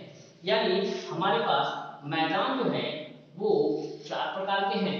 ओके, यानी राजस्थान मैदान, पंजाब मैदान, ऊपरी गंगा, मध्य गंगा और निम्न गंगा का मैदान है। ठीक है, और ब्रह्मपुत्र या असम के मैदान क्षेत्र इतने भागों में बांटा गया है। अगर हम बात करें चौड़ाई की तो 150 से 300 किलोमीटर का जो चौड़ाई है वो यहाँ पे लिए हुए है। वही लंबाई 2400 किलोमीटर की लंबाई है ये। ऊंचाई 150 मीटर समुद्री तल से है, यानी बहुत ज्यादा नहीं है। 150 से 300 सेंटीमीटर तक का जो मीटर तक की ऊंचाई है। 7 लाख वर्ग किलोमीटर क्षेत्र में फैला हुआ है। वहीं पंजाब, हरियाणा, उत्तर प्रदेश, बिहार, झारखंड, असम और वेस्ट बंगाल क्षेत्र में ये मैदानी इलाके फैले हुए हैं। ओके, इतना याद रहेगा। बहुत ही छोटा सा निम्न सब चीजें हैं। इसके अलावा अगर आपको बहुत डीप में जाना है तो इसके और भी वीडियो हमारे पास पड़े हुए हैं, उन्हें भी जाके आप देख सकते हो। ज्योग्राफी के क्लासेस में बहुत ही डीप तरीके से समझाया गया है। ओके, तो यहाँ पे हम लोग सिर्फ इतना ही बात करेंगे कि ये कौन कौन से हमारे यहाँ मैदान भाग है। तो राजस्थान है, पंजाब है, ऊपरी मध्य और गंगा के निम्न मैदान है, और ब्रह्मपुत्र मैदान ब्रह्मपुत्र नदी की वजह से बना है। राजस्थान और पंजाब जो है वो हमारे यहाँ जो बने हैं, वो राजस्थान और पंजाब जो बने हैं वो सिंध नदी या उसके सहायक नदियों के द्वारा बना है। ये जो नदियां हैं, गंगा का मैदान जो गंगा नदी और उसकी सहायक नदियों के द्वारा बना है, जो कि हम लोग पढ़ेंगे अभी। और ब्रह्मपुत्र या असम जो कि ब्रह्मपुत्र नदी और उसकी सहायक नदियों से मिलकर बना हुआ प्रदेश है। ओके, इतना भाग समझ में आया। यानी ये जो है वो हम लोग के लिए थोड़ा थोड़ा जानकारी लेना है, हमें बहुत गहराई में जाके इसे समझने की कोशिश नहीं करनी। साथ ही साथ इसमें थोड़ा सा और भी देख लेते हैं। नदियों के द्वारा जो भाग बनाए जा रहे हैं वो किस तरीके का होता है वो देखते हैं। तो सबसे पहले जब माउंटेन से नदियां निकलती हैं तो एक बहुत बड़े बड़े चट्टानों को अपने साथ लेके आती हैं, बहुत बड़े बड़े चट्टानों को अपने साथ लेके आती हैं। इस चट्टान या इस भूभाग को हम लोग कहते हैं भाबर प्रदेश। क्या कहते हैं? भाबर, भाबर प्रदेश। ओके, याद रखिएगा यहाँ नदियां जो है लगभग विलुप्त हो जाती हैं, दिखाई नहीं देती हैं, क्योंकि यहाँ पे बड़े बड़े चट्टान अपने साथ लेके आते हैं। उसके बाद इसी भूभाग से हमारे यहाँ थोड़े और पार्ट्स आते हैं।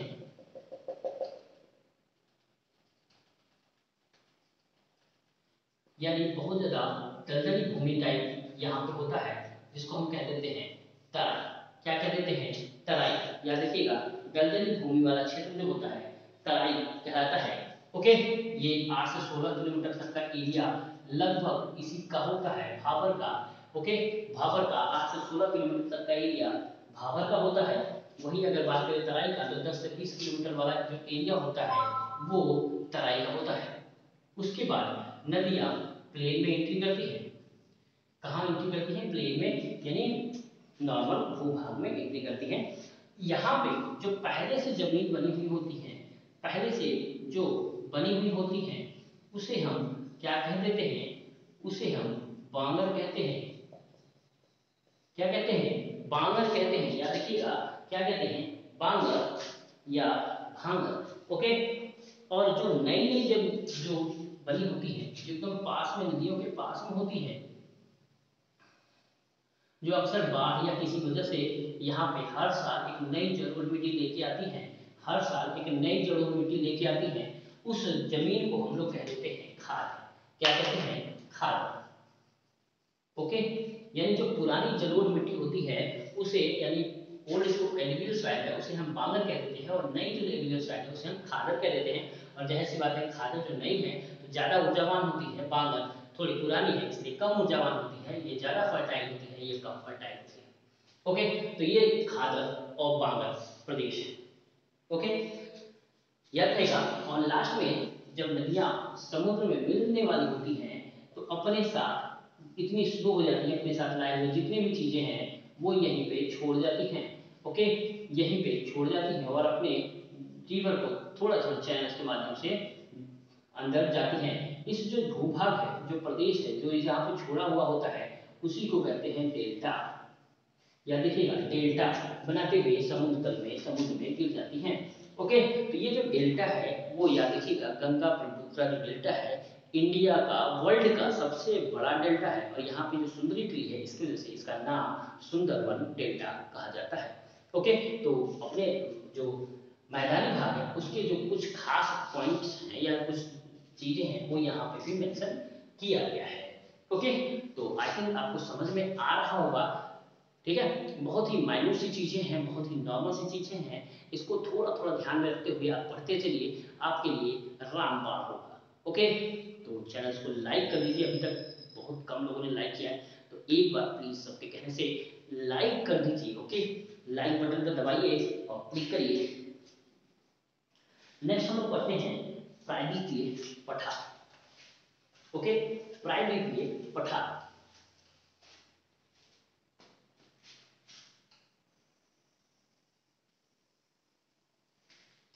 प्रायद्वीपीय पठार यानी जो हमारे क्षेत्र हैं, पठार है, वो उसके बारे में कौन कौन से कितना कितना भाग है, कहाँ कहाँ कौन सी पहाड़ियां हैं, चलिए देखते हैं। पठार की यानी कुछ छोटे मोटे पठार हैं, इसके बारे में तो छोटा नागपुर पठार, बघेलखंड पठार, बुंदेलखंड, मालवा।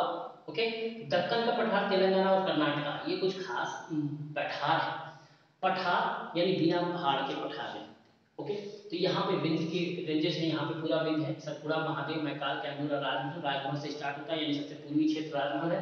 उसके बाद से ये पूर्वी का, जो कि काफी खट्टा पीटा है।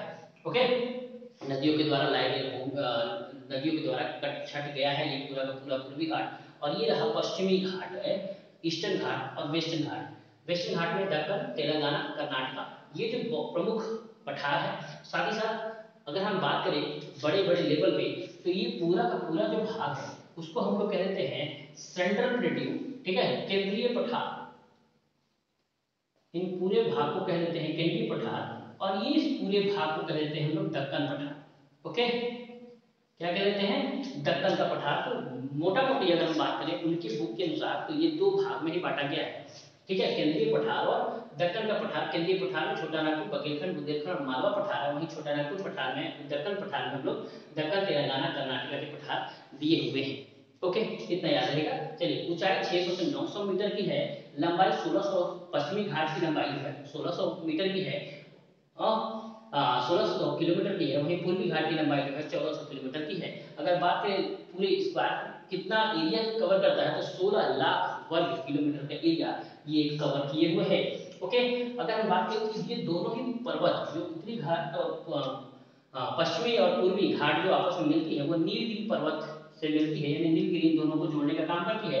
अगर बात करें नीलगिरी की, तो दोदा बेटा जो कि है सबसे सर्वोच्च चोटी, सेकंड, दूसरी सबसे दूसरी उच्च चोटी है साउथ इंडिया का, और सबसे बड़ी चोटी है साउथ इंडिया का अनायमुडी जो 2695 मीटर है, अन्नामलाई श्रेणी पे स्थित है। याद रखिएगा, अन्नामलाई श्रेणी पे स्थित है, नीलगिरी से नीचे वाली श्रेणी पे स्थित है। ओके, और दूसरा जो है नीलगिरी पर्वत पे है, वो है दोदा बेटा। ओके, ये कुछ भाग थे पठारी क्षेत्र के। यहाँ पे क्या है, पठारी क्षेत्र के कुछ नॉर्मल सी जानकारी आपको दी जाएगी।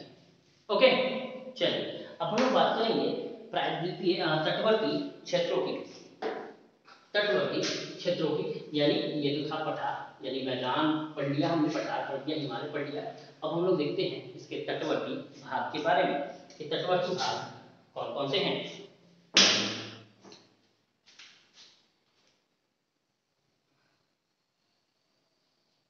तटवर्ती भाग यानी ये हमारा वेस्टर्न घाट, ये हमारा ईस्टर्न घाट, ठीक है, उसके किनारे किनारे जो भाग है वो हमारे तटवर्ती प्रदेश कहलाते हैं, तटवर्ती भूभाग कहलाते हैं। ओके, अगर हम ऊपर से बात करें तो सबसे ऊपर है कच्छ, कच्छ की चीजें हैं। उसके बाद नीचे उसके कोंकण मैदान,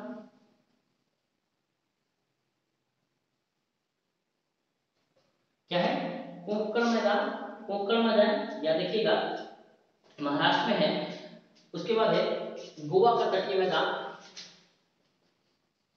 गोवा का तटीय मैदान, ये सब एरिया उत्कल कहलाता है। और यहाँ पे मालाबार है, मालाबार जो कर्नाटक और केरला के एरिया को लिए पड़ा है, मालाबार। ओके, याद रहेगा। नीचे ये कन्याकुमारी वाला एरिया, कन्याकुमारी, ठीक है। उसके बाद ये वाला एरिया जो है वो कोरोमंडल है,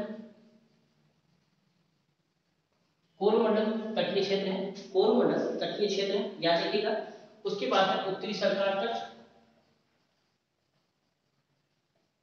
उत्तरी सरकार तट जिसे उड़ीसा तट भी कह देते हैं हम लोग अक्सर, ठीक है। और ये है उत्कल तट, उत्कल तट। ओके, तो उत्कल, उत्तरी सरकार, कोरोमंडल, मालाबार, कोंकण मैदान, ये जो एरिया है ये हमारे तटवर्ती भूभाग में है। ये थोड़ा सा इसके मुकाबले कम है, ठीक, ये थोड़ा ज्यादा चौड़ाई लिए हुए हैं।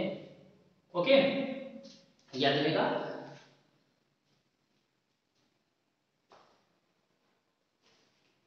यहाँ पे जो नदियां हैं वो यहाँ पे डेल्टा बनाती हुई गिरती हैं, यहाँ पे जो नदियां हैं वो यहाँ पे डेल्टा बनाती है, और यहाँ पे ये सुचुरी बनाती है, ठीक है, ज्वार नदमुख, ठीक है। ज्वार नदमुख होता क्या है, जैसे मान लीजिए ये पहाड़ है, इस पे रिवर गिरा है, या यहाँ पे गिरते हैं इसी में बह जाते हैं, और बहते हुए जब दूसरा पहाड़ आता है इस पे गिरती है, ठीक है, वाटरफॉल बनाते हुए, फिर जहाँ पे सरफेस देखती है फिर गिरती है, ठीक। इसी तरीके से तो ये जो एरिया है ना, इस ये जो चीज है इसको कहते हैं ज्वार नदमुख। और इसी तरह से ये केरला नौ वाहन जो है, यानी नौका जो दौड़ होता है वो इसी तरह के किसी सिचुएशन में होता है। ओके, याद रहेगा। तो ये यहाँ बनाते हैं और यहाँ डेल्टा बनाते हैं, डेल्टा के बारे में हम लोग पढ़ चुके हैं, डेल्टा क्या होता है और किस तरीके से होता है। तो ये जो चीजें हैं वो हमारा जो तट है किनारे वाला वो तट है, याद रखिएगा। मालाबार और कोरोमंडल सबसे ज्यादा पूछे जाने वाला क्वेश्चन है कि कोरोमंडल किस क्षेत्र में है, तो याद रखिएगा कोरोमंडल जो है वो तमिलनाडु के क्षेत्र में है और पूर्वी भारत यानी साउथ पूर्व के भारत में स्थित है स्पेशली, ठीक है। और ये मालाबार जो है साउथ की तरफ है यानी पश्चिम की तरफ है, याद रखिएगा साउथ पश्चिम की तरफ है, ठीक है। ये मुख है यानी ये पूरा पूरा साउथ ही है, लेकिन बस ये जानने के लिए कि हम यहाँ से अगर देखें तो ये साउथ से किधर किधर की तरफ है, पूरब की तरफ, ये साउथ पश्चिम की तरफ है। ओके, तो इतना सा छोटी सी चीजें हैं जो आपको समझना चाहिए और समझ सकते हैं, आपको बहुत ही आसानी से, कोई खास प्रॉब्लम नहीं होगी। डन। हमारे पास दो आइलैंड भी हैं, याद रखिएगा ये लक्षद्वीप आइलैंड है जो कि अरब सागर में है, और ये जो है अंडमान और निकोबार द्वीप समूह है, ठीक है, जो कि बे ऑफ बंगाल में है। ओके, याद रखिएगा ये लक्षद्वीप है जो कि कहाँ पे है, अरब सागर में, जिसके पास 36 द्वीप हैं, और वो अंडमान निकोबार द्वीप समूह है जिसके पास 46 द्वीप हैं, जिसमें से बहुत सारे ऐसे हैं जो इसरो ले रखे हैं, डीआरडीओ ने ले रखा है, इस तरह से बहुत सारे आइलैंड है, ठीक है। सबसे कोने में है साउथ ऑफ क्या है इंदिरा पॉइंट जो कि ग्रेट निकोबार में स्थित है। ओके, तो आज समझ में आया, तो ये सब चीजें हैं। चलिए अब हम लोग बात करते हैं नेक्स्ट टॉपिक के बारे में, वो है नदियां, ठीक है। क्या है, नदियां यानी रिवर।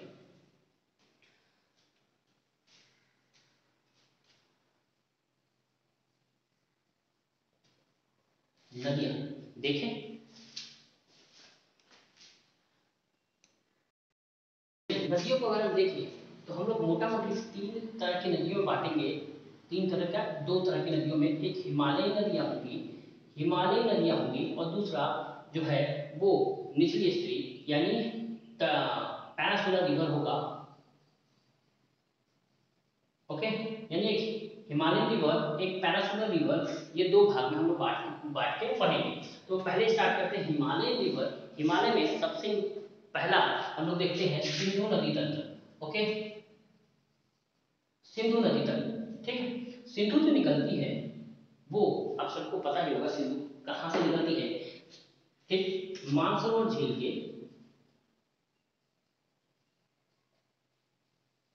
मानसरोवर झील के पश्चिम में चेमायुंग चेमायुंगडुंग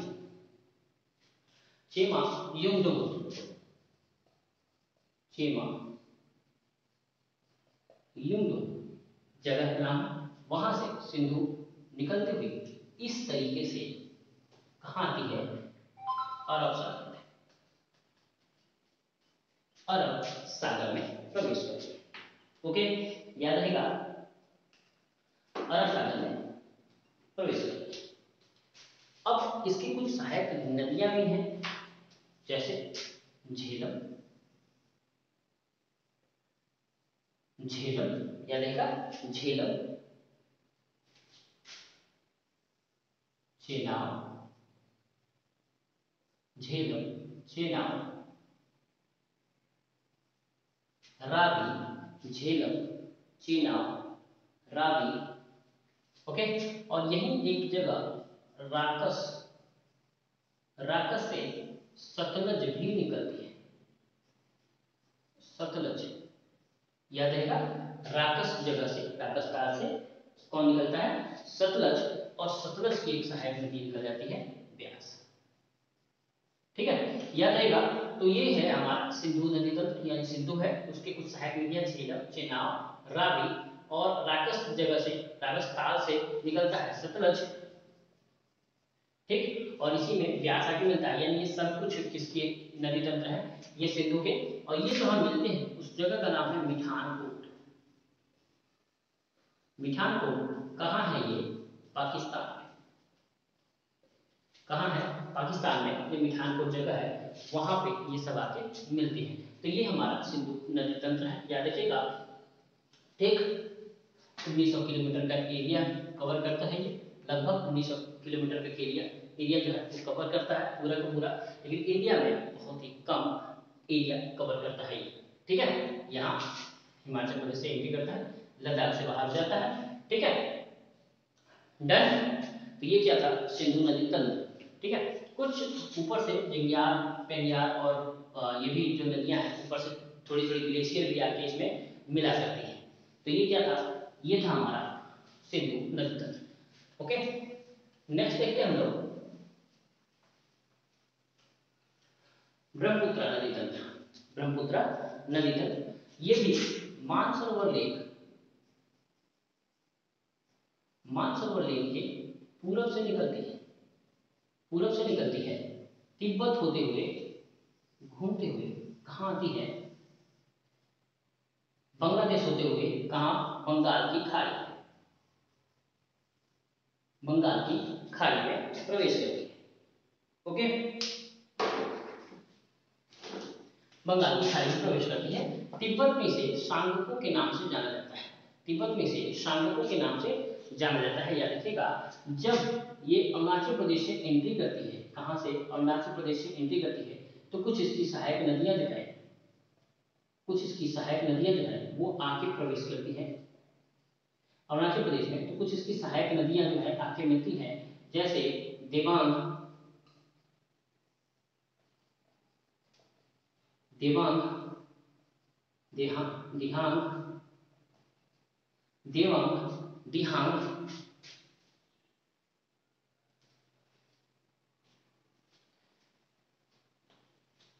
सुवर्णसिरी,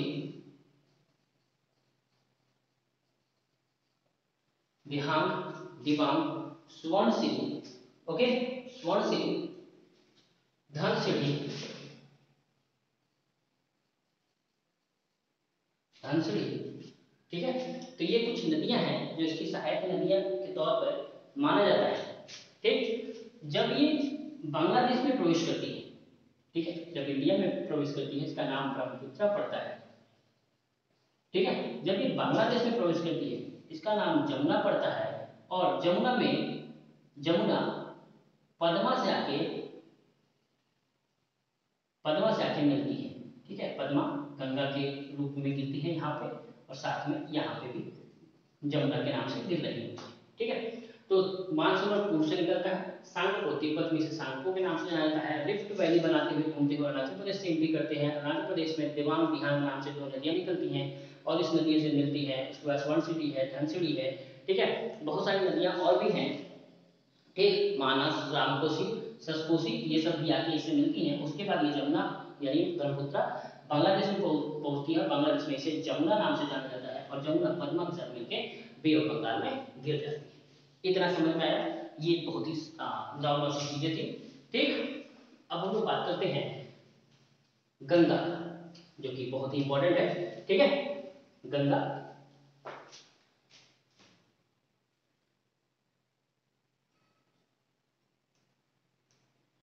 गंगा के बारे में। गंगा जो कि कहां से चलती है, गंगोत्री ग्लेशियर से भगीरथी नाम से चलती हुई भिलांगना नदी मिलती है यहाँ पे। उसके बाद ये देवप्रयाग में आके मिलती है। यानी यहाँ से बहुत सारी नदियां आती हैं, यानी बद्रीनाथ और धौली गंगा से जो ग्लेशियर चलता है, वो दोनों ग्लेशियर मिलकर विष्णु प्रयाग में मिलती हैं। दोनों अलकनंदा के नाम से बहती हुई नंद प्रयाग में नंदगिनी से मिलती है। पिंडार नदी से कर्णप्रयाग में मिलती है अलकनंदा, और रुद्रप्रयाग में मंदाकिनी जो केदारनाथ से आ रही होती है उससे मिलती है। और ये अलकनंदा और भगीरथी नाम से कहाँ मिलते हैं, देवप्रयाग। याद रखिएगा, यहाँ से ये भगीरथी नाम से ऋषिकेश हरिद्वार होते हुए पहुंचती है। हरिद्वार में इसका नाम गंगा पड़ता है, याद रखिएगा। और यहाँ से ये गंगा के नाम से बहती है, जहाँ पे वो रामगंगा से मिलती है। संगम यानी यमुना नदी, जो कि अपने भारत की सबसे बड़ी सहायक नदी है और गंगा की सबसे बड़ी सहायक नदी है, जो बंदरपुर यमुनोत्री से निकलती है 1370 किलोमीटर बहती हुई सोन, बेतवा, चंबल नदी के जो ट्रिब्यूटरीज है, सहायक नदियां से जोड़ते हुए संगम में आके इलाहाबाद में आके मिलती है। उसके साथ वरुणा, गोमती, घाघरा, गंडक, बुढ़ीगंगा, कोसी, महानंदा, ये सब आके गंगा से मिलती है। ओके, गंगा यहाँ पे दो भाग में बढ़ जाती है। एक हुगली नदी जो कि कलकत्ता में है, हुगली नदी से होते हुए ये बे ऑफ बंगाल में गिरती है। दूसरी तरफ बांग्लादेश में पहुंच जाती है। बांग्लादेश में गंगा को पद्मा नाम से जानते हैं। पद्मा नदी की सहायक नदियां मिलने से पद्मा के नाम से जानते हैं। वही पद्मा जब आगे पहुंचती है तो मेघना नदी की सहायक नदी यानी मेघना नदी के मिलने से वहां मेघना नाम पड़ जाता है, और वहां जाके जमुना जो कि ब्रह्मपुत्र नदी का क्षेत्र है, ब्रह्मपुत्र नदी आके मेघना से मिलती है और इस तरह से वो बे ऑफ बंगाल में गिर जाती है। ओके, यानी टोटल 2525 किलोमीटर का क्षेत्रफल ये तय करती है। जो एरिया है यानी जो लंबाई है 2525 किलोमीटर का, वो तय करते हुए भारत के अंतिम बे ऑफ बंगाल में गिरती है। याद रखिएगा इंडिया की सबसे लंबी सहायक नदी, सबसे लंबी नदी है और सबसे लंबी सहायक नदी यमुना है, जो कि यमुनोत्री बंदरपुर से निकलती है। ओके, इतना समझ में आया। ये बिना कॉपी किताब के समझ में नहीं आएगा, ऐसे लग रहा है बड़ा आसान सा चीज है, लेकिन जल्दी भूल जाते हैं, इसलिए इसको 1 से 2 बार बनाइए जरूर, देखिए जरूर कहाँ से कौन कौन सी चीजें निकलती है, कौन कौन सी चीजें मिलती है। तो ये कुछ बड़ी नदियां हैं, ठीक है। उसके बाद छोटी छोटी नदियां हैं जो कि हम लोग एक बार देख लेते हैं, ठीक। जो तटवर्ती नदियां हैं, छोटी छोटी भाग है उसके, कि कहाँ कहाँ से कौन कौन सी नदियां निकलती हैं, जो कि हमारी तटवर्ती है, यानी जो हमारी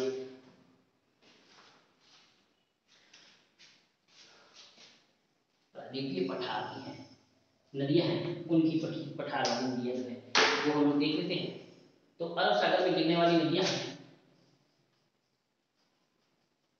अरब सागर में गिरने वाली कुछ नदियां हैं जो कि हैं सतरंजी, सतरंजी, साबरमती, सतरंजी, साबरमती, माही, नर्मदा, तापी, हालांकि नर्मदा से कम एरिया लेती है, तापी। याद रखिएगा ये सब बहुत ही इंपॉर्टेंट है, नर्मदा और तापी। ये कई बार आता हुआ क्वेश्चन है, बिहार में भी बोर्ड में भी आ जाता है कि ऐसी कौन सी नदियां जो उल्टी बहती हैं, तो नर्मदा और तापी। ओके, याद रखिएगा नर्मदा, तापी, मांडवी, ज्वारी, मांडवी, ज्वारी। या देखिएगा एग्जैक्ट स्टेट मैं नहीं बता रहा हूँ कौन सी स्टेट में है ये, बस आपको ये ध्यान रखना है कि अरब सागर में गिरने वाली नदियां हैं, ठीक है। चलिए, मांडवी, ज्वारी, शरावती, शरावती, शरावती, मांडवी, ज्वारी, शरावती, पेरियार, गंगावेली, पेरियार। ये सब छोटी छोटी नदियां हैं जो वेस्टर्न घाट से यानी पूर्व पश्चिमी घाट से निकलती हैं और जाके अरब सागर में गिर जाती हैं। Okay, done. लास्ट है भरतपुर। ये कुछ ऐसी छोटी छोटी नदियां हैं जो अरब सागर में जाके गिरती हैं, सतरंजी, साबरमती, माही, नर्मदा, तापी, ये बड़ी बड़ी नदियां हैं। ये छोटी है मांडवी, ज्वारी, शरावती, गंगावली, पेरियार और भरतपुजा। ओके, तो ये जो थे वो अरब सागर में गिरने वाली नदियां हैं। वही अगर हम बात करें कि बे ऑफ बंगाल में यानी बंगाल की खाड़ी में,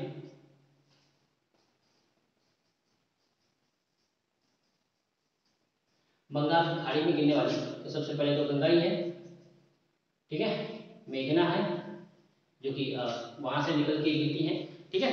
तो ये दोनों तो ध्यान में रखना। बाकी सब और भी नदियां हैं जैसे हुगली, स्वर्णरेखा, दामोदर, स्वर्णरेखा, हुगली, दामोदर, ये सब पश्चिम बंगाल की ही नदियां हैं। वैतरणी, महानदी, वैतरणी, महानदी, वैतरणी, महानदी, गोदावरी। याद रखिएगा गोदावरी जो है वो साउथ इंडिया की सबसे लंबी नदी है और इसे दक्षिण भारत की गंगा भी कहते हैं। याद रखिएगा गोदावरी को दक्षिण भारत की गंगा भी कहते हैं। नासिक से निकलता है, याद रखिएगा नासिक से निकलता है, नासिक महाराष्ट्र यानी इस एरिया से निकलता हुआ गोदावरी ये पहुंचता है बे ऑफ बंगाल में और सबसे बड़ी नदी है साउथ की, इसीलिए इसे साउथ में दक्षिण भारत की गंगा की संज्ञा देते हैं। ओके, उसके बाद है महाबलेश्वर से कृष्णा निकलती है, कृष्णा नदी, ये महाबलेश्वर से निकलती है, ये नासिक से निकलती है, महाबलेश्वर से निकलती है कृष्णा नदी, ठीक है, कृष्णा नदी। उसके बाद है पेन्नार, पेन्नार, कावेरी, कावेरी सबसे साउथ में है, कावेरी, पेन्नार है, कावेरी है, याद रखिएगा कावेरी है, बेगई है, वैगई, बेगई, ठीक है। ये कुछ नदियां हैं जो बे ऑफ बंगाल की खाड़ी में मिलती है, यानी पूरब साइड में बहती है, और कुछ नदियां ऐसी हैं जो पश्चिमी साइड में बहती है। ओके, तो ये छोटा सा एक नॉर्मल सी चीजें थी जिसको आपको ध्यान में रखना होगा, याद रखिएगा।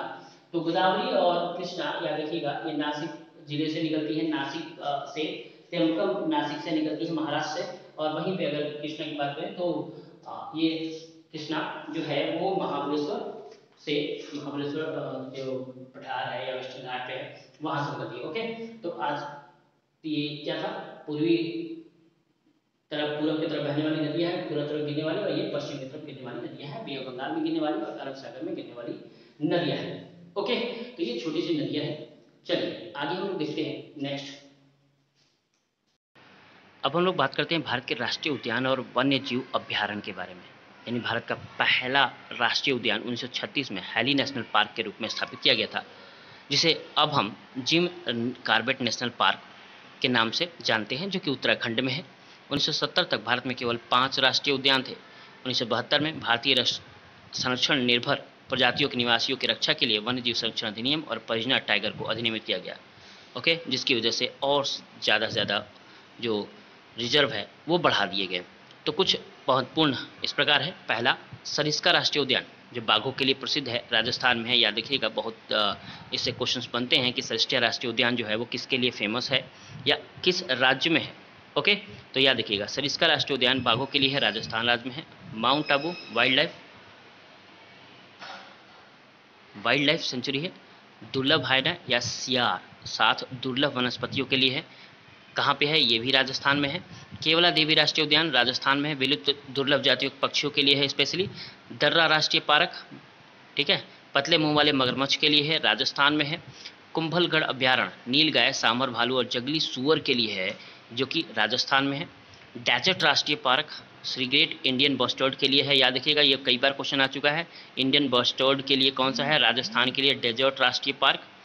नेक्स्ट है ताल छापर अभ्यारण्य, ब्लैक बॉक्स और यहाँ आने वाले विदेशी पक्षियों के लिए है, राजस्थान में ही है। रणथंभौर राष्ट्रीय पार्क है, बंगाल टाइगर के लिए, राजस्थान। कुशी नेशनल पार्क है, एशियाई शेरों के लिए, मध्य प्रदेश। पन्ना राष्ट्रीय पार्क है, जंगली बिल्ली, हिरण, गिद्ध, बाघों के लिए प्रसिद्ध है, मध्य प्रदेश में है। मांडला प्लांट फैसली राष्ट्रीय पार्क है, पौधों के जीवाश्म के लिए, मध्य प्रदेश है। माधव राष्ट्रीय पार्क बहुत बार आया हुआ क्वेश्चन है ये। माधव राष्ट्रीय पार्क सांभर, लकड़बग्घा, बाघ, नीलगाय, सूसत भालू, मगरमच्छ, चिंकारा और हिरण, मृग, तेंदुआ आदि के लिए है। कहाँ है ये, मध्य प्रदेश में।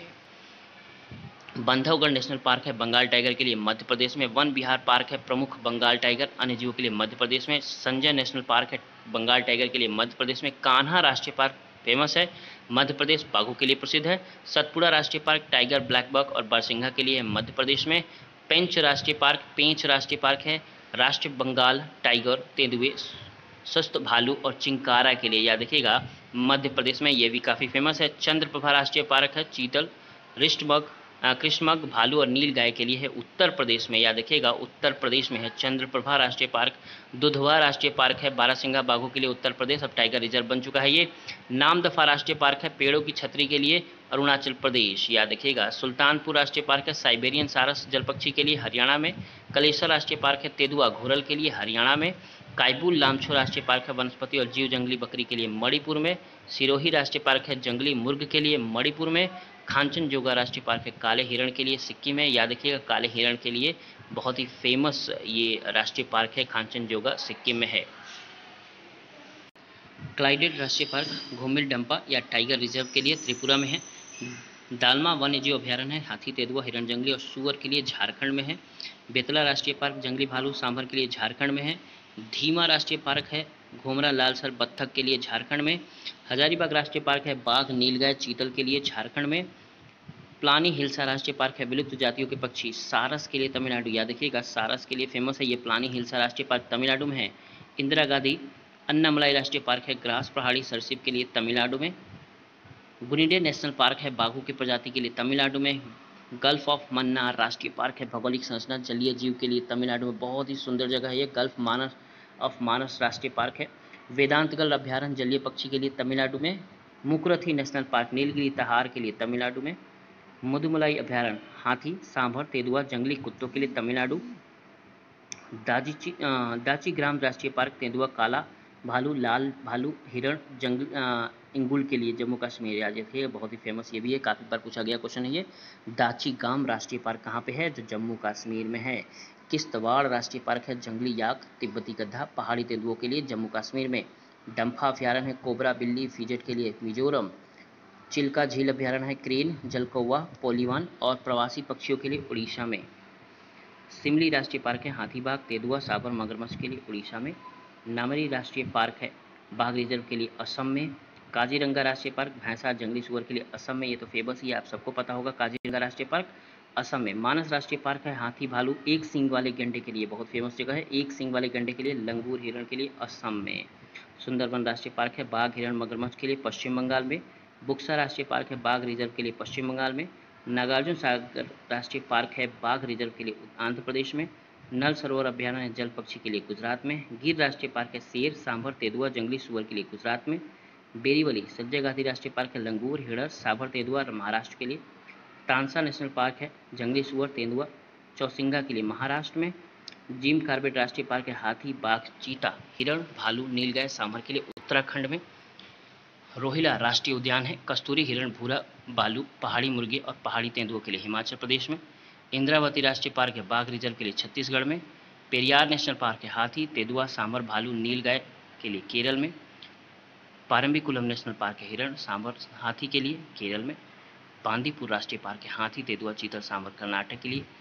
कर्नाटक में नगरहोला राष्ट्रीय गांधी राष्ट्रीय उद्यान बाघ रिजर्व के लिए कर्नाटक में, याद रखिएगा। और भद्रा अभ्यारण्य है भालू, हाथी, सांभर, तेंदुआ, हिरण और कर्नाटक में है ये। तुंगभद्रा राष्ट्रीय पार्क चीतल, काला हिरण, चौसिंगा एवं पक्षी के लिए कर्नाटक में, ये भी बहुत फेमस है तुंगभद्रा राष्ट्रीय पार्क। सोमेश्वर अभ्यारण्य है जंगली कुत्ता, हिरण, सांभर के कर्नाटक में। अबोहर अभ्यारण्य है जंगली सुअर, हिरण, नीलगाय, काला हंस और कबूतर के लिए पंजाब में। नेक्स्ट है भगवान महावीर नेशनल पार्क, हिरण, चूहा, शाही सांभर गोवा में। ओके। पाखल वन्यजीव अभ्यारण्य तेंदुआ, साबर, भालू, जंगली सुअर के लिए तेलंगाना। कावला वन्यजीव अभ्यारण्य चीतल, भालू, तेंदुओं के लिए तेलंगाना में है।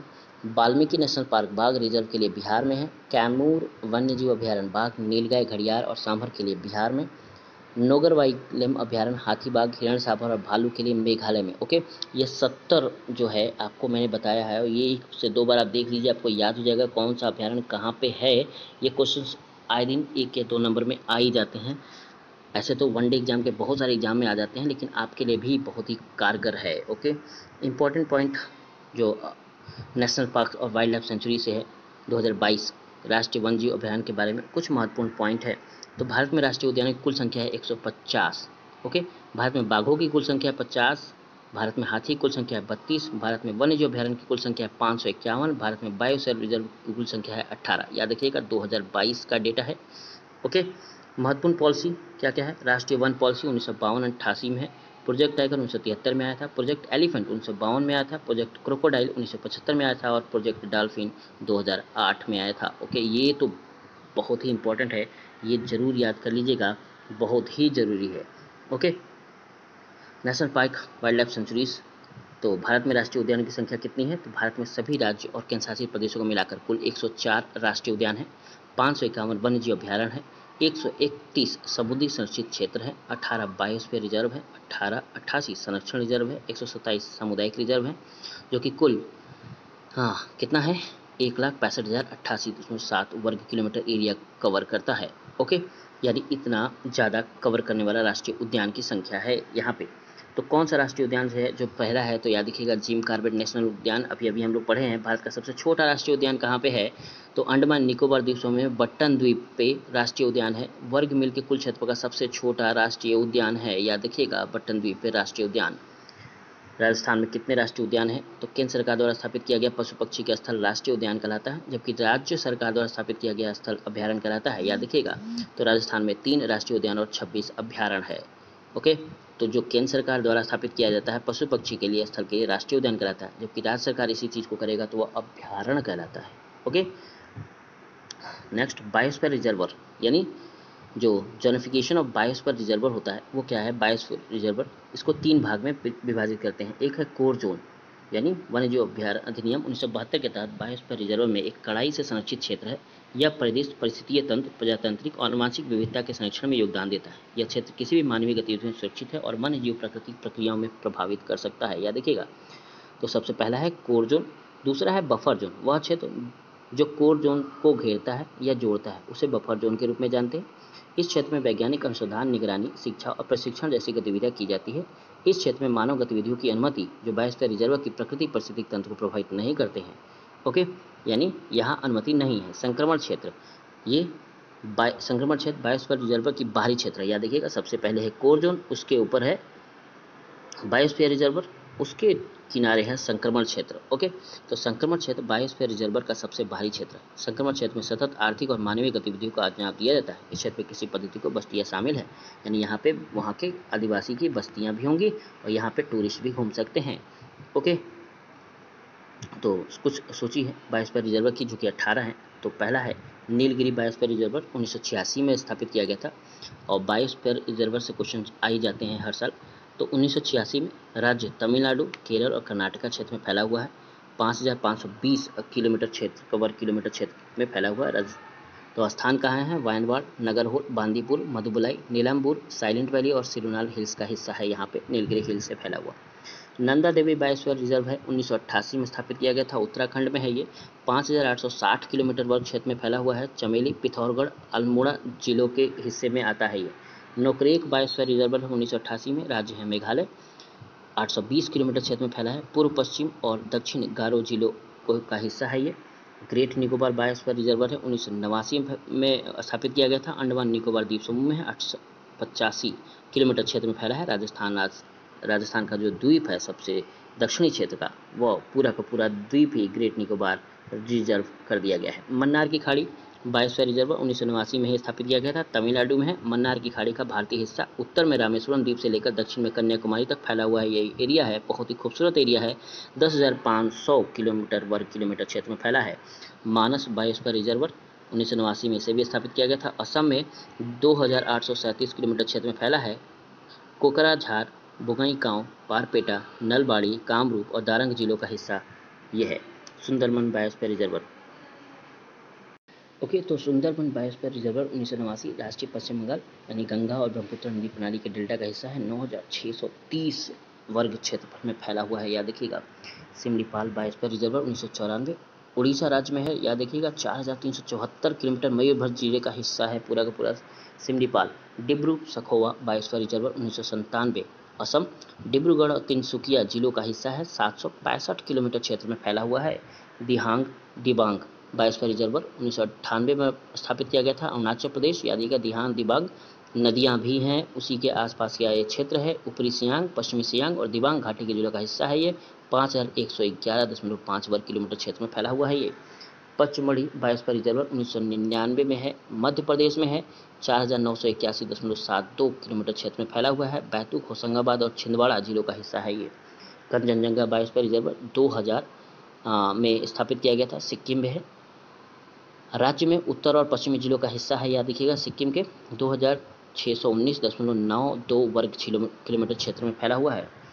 अगस्तमलाई बायोस्फीयर रिजर्व 2001 तमिलनाडु और केरल में 3500 किलोमीटर क्षेत्र में फैला है। तमिलनाडु में तिरुवनंतवैली और कन्याकुमारी जिलों का हिस्सा है। केरल में तिरुवनंतपुरम, कोल्लम और पटनमथिट्टा जिले में स्थापित है। उसके लिए काफ़ी केस भी चला है, याद रखिएगा, और काफ़ी फेमस भी है। अचन कमार अमरकंटक बायोस्फीयर रिजर्व है 2005 में मध्य प्रदेश और छत्तीसगढ़ के मिलेजुली राज्य में स्थापित है। ये 3,835.51 वर्ग क्षेत्रफल में फैला है। मध्य प्रदेश के अनंतपुरा और डिडोरी जिले और छत्तीसगढ़ में बिलासपुर जिले का हिस्सा है ये। कच्छ बायोस्फीयर रिजर्व 2008 में गुजरात, कच्छ, राजकोट, सुरेंद्रनगर और पाटन जिलों का हिस्सा है ये। 12,454 वर्ग किलोमीटर क्षेत्र में फैला हुआ है। कोल्ड डेजर्ट बायोस्फीयर रिजर्व 2009 में हिमाचल प्रदेश में है।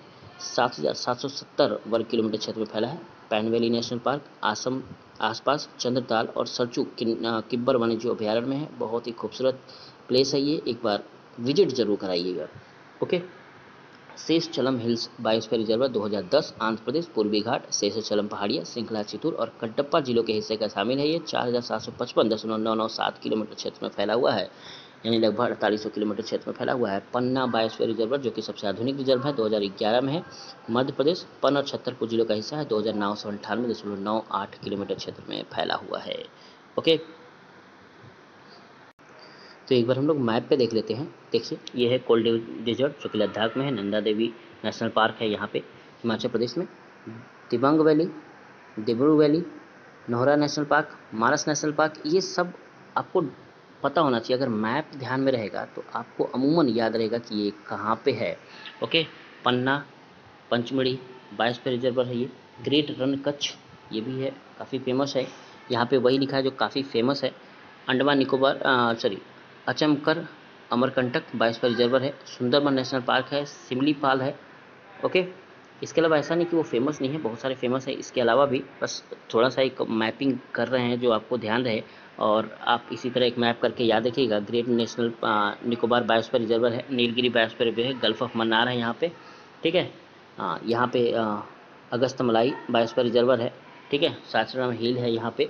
ओके, तो ये कुछ जो मामूली सी चीज़ हैं, जो नॉर्म्स हैं थोड़े से नेशनल पार्क बायोस्फीयर रिजर्वर के, जो कि काफ़ी फेमस हैं। इसके अलावा बहुत सारे हैं जिसको आपको एक बार स्टेट वाइज देख लेना है। तो भारतीय यूनेस्को मैन एंड बायोस्फीयर कार्यक्रम द्वारा समर्थित परिदृश्य दृष्टिकोण का एक हस्ताक्षरकर्ता बायोस्फीयर रिजर्व कार्यक्रम इसके द्वारा निर्देशित है। भारत सरकार 1986 से बायोस्फीयर रिजर्व नामक का एक योजना लागू कर रहा है, जिसके तहत पूर्वोत्तर क्षेत्रों में राज्यों और 3 हिमालयी राज्यों का 90:10 के अनुपात में और अन्य राज्यों के लिए 60 और 40 के अनुपात में वित्तीय सहायता वितरित की जाती है। याद रखिएगा, जो हिमालय क्षेत्र में है वहाँ 90:10 के अनुपात है और राज्यों में 60-40 का अनुपात है।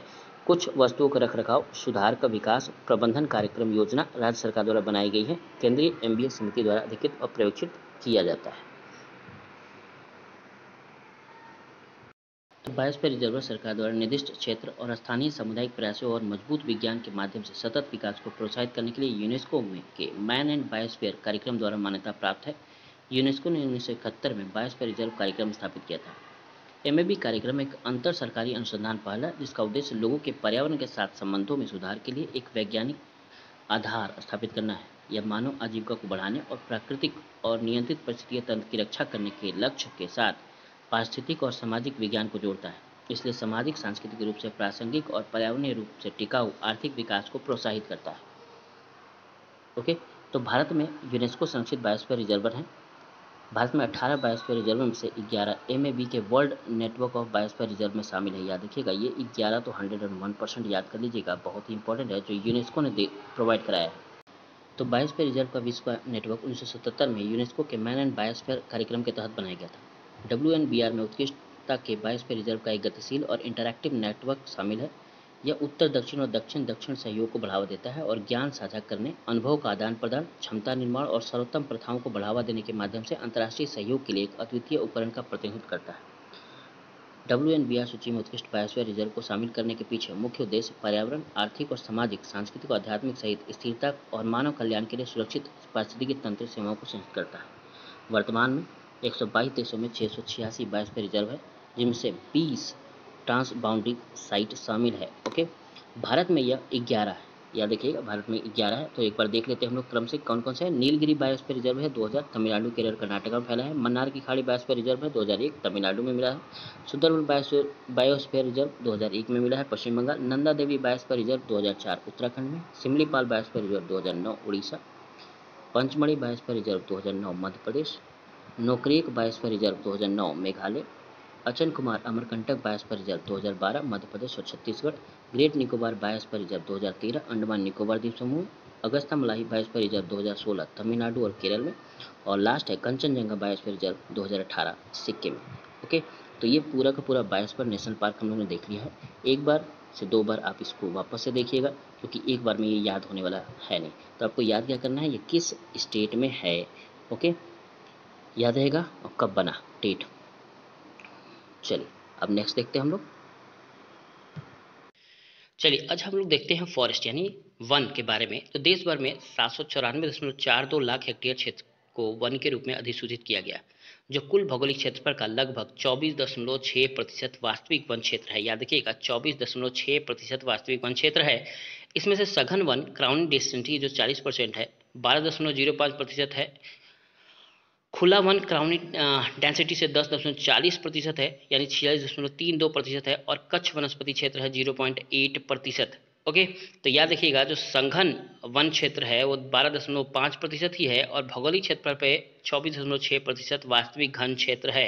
ओके, अगर वन को बांटे तो हम लोग पढ़ते हैं कई भाग में, तो उष्णकटिबंधीय सदाबहार वन कहते हैं, उष्णकटिबंधीय पर्णपाती वन कहते हैं, सदाबहार वन यानी एवरग्रीन फॉरेस्ट कहते हैं, डेसिडियस फॉरेस्ट कहते हैं, उष्णकटिबंधीय कांटेदार जंगली और झाड़ियां हैं इसी डेसिडियस फॉरेस्ट में ही, मोन्टानो के जंगल है और मैंग्रोव वन है। ये 5 प्रकार के यहाँ पे वनस्पतियाँ पाई जाती हैं। अगर हम देखें मैप पे तो आप देख ही रहे हो एवरग्रीन फॉरेस्ट कहाँ पे है, डेसिडियस फॉरेस्ट जहाँ कम बारिश होती है वहाँ पे कहाँ है, पर्णपाती कहाँ है, डेजर्ट कहाँ है। ओके, ट्रॉपिकल थ्रॉन फॉरेस्ट कहाँ है, मैंग्रोव फॉरेस्ट ये कलर के बेसिस पे है, यानी जो ज़्यादा ग्रीन है वो वहाँ पे एवरग्रीन फॉरेस्ट है। उसके बाद जो हल्के लाइट ग्रीन में है वो ट्रॉपिकल डेसिडियस फॉरेस्ट है और मैक्सिमम जो पार्ट है, ज़्यादातर पार्ट जो है वो ट्रॉपिकल डेसिडियस फॉरेस्ट का ही है। उसके बाद माउंटेन फॉरेस्ट है, माउंटेन जो माउंटेन के कैटेगरीज में आते हैं, यानी हिमालय और बाकी सब जो जगह हैं वहाँ पे होते हैं। उसके बाद मैंग्रोव फॉरेस्ट जहाँ पे दलदली भूमि होती है, बारिश का पानी ज़्यादा होता है।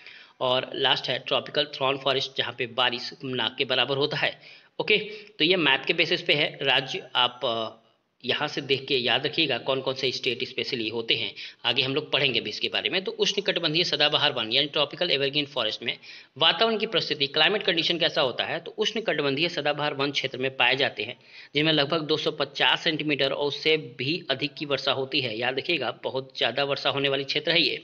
उनके पास एक वर्ष में बहुत कम शुष्क मौसम होता है। इनके वनों में औसत वार्षिक तापमान जो होता है 25 डिग्री सेल्सियस से 27 डिग्री सेल्सियस के बीच होता है। ओके, विशेषता क्या है, उष्णकटिबंधीय सदाबहार वन के पेड़ 60 मीटर या उससे भी अधिक की ऊंचाई तक बढ़ते हैं। चूंकि ये वर्ष भर गर्म और आर्द्र रहते हैं इसलिए इसमें सभी प्रकार के प्राकृतिक वनस्पतियां जैसे झाड़ियां, झाड़ियों के ऊंचे पेड़ आदि हैं जो इसे एक बहुस्तरीय संरचना प्रदान करते हैं। हालांकि यह घास लगभग नदारत होता है क्योंकि बड़े बड़े पेड़ जो है वो कैनोपी बना देते हैं जिससे नीचे लाइट नहीं आ पाता और छोटे छोटे घास जो है वो सही से जन्म नहीं ले पाते। उष्णकटिबंधीय सदाबहार वनों में बहुत घना वन होता है और इस प्रकार सूर्य का प्रकाश यहाँ धरातल पर नहीं पहुँचता, जिसकी वजह से यहाँ पे घास लगभग नदारत होते हैं। अन्य प्रकार की प्राकृतिक वनस्पतियों के वृक्षों की तुलना में इन वनों में मौजूद वृक्षों की लकड़ियाँ आमतौर पर बहुत कठोर होती हैं। उष्णकटिबंधीय सदाबहार वनस्पतियों के पेड़ों के पत्ते गिरने का कोई निश्चित समय नहीं होता, इसमें वे साल भर हरे भरे दिखाई देते हैं, इसी वजह से इसे सदाबहार वन कहते हैं। ओके, अगर वनस्पति और जीव की बात करें, फ्लोरा फोना की बात करें, तो उष्णकटिबंधीय सदाबहार वनस्पतियों में उगने वाले कुछ महत्वपूर्ण वृक्ष हैं जो आबनूस हैं, शीशम है, महोगनी, सिनकोना, रबड़, बांस, सफ़ेद देवदार, लॉरेन एनी और टेलसूर है। वहीं जंगली जो फोना में है, जीव में, वहाँ जंगलों में हाथी हैं, हिरण है, नींबू है, बंदर है, गेंडा जैसे जानवर आम हैं। इसके अलावा पक्षी, चमगादड़, बिच्छू, आलस, घोंघे आदि मौजूद हैं। ओके, वितरण देखें तो कहाँ कहाँ है ये, तो पश्चिमी घाट में है, पश्चिमी ढलानों पे है, लक्षद्वीप में है, अंडमान निकोबार द्वीप समूह है, भारत के उत्तर पूर्वी राज्यों में भी पाई जाती है। देखें नेक्स्ट, उष्णकटिबंधीय पर्णपाती वन यानी ट्रॉपिकल डेसिडियस फॉरेस्ट की बात करें तो वर्ष के स्तर और पानी की उपलब्धियों के आधार पर उष्णकटिबंधीय पर्णपाती वन को 2 प्रकार में वर्गीकृत किया है। वे है नम्र पर्णपाती वन और शुष्क पर्णपाती वन। नम पर्णपाती वन मतलब जहाँ पे थोड़ा सा ज़्यादा नमी है, वहीं शुष्क जहाँ पे थोड़ा ज़्यादा शुष्क है। ओके, वातावरण की परिस्थितियाँ क्या है, इस प्रकार की वनस्पतियाँ उन क्षेत्रों में पाई जाती है जहाँ वार्षिक वर्षा 200 सेंटीमीटर से 100 सेंटीमीटर के बीच होती है।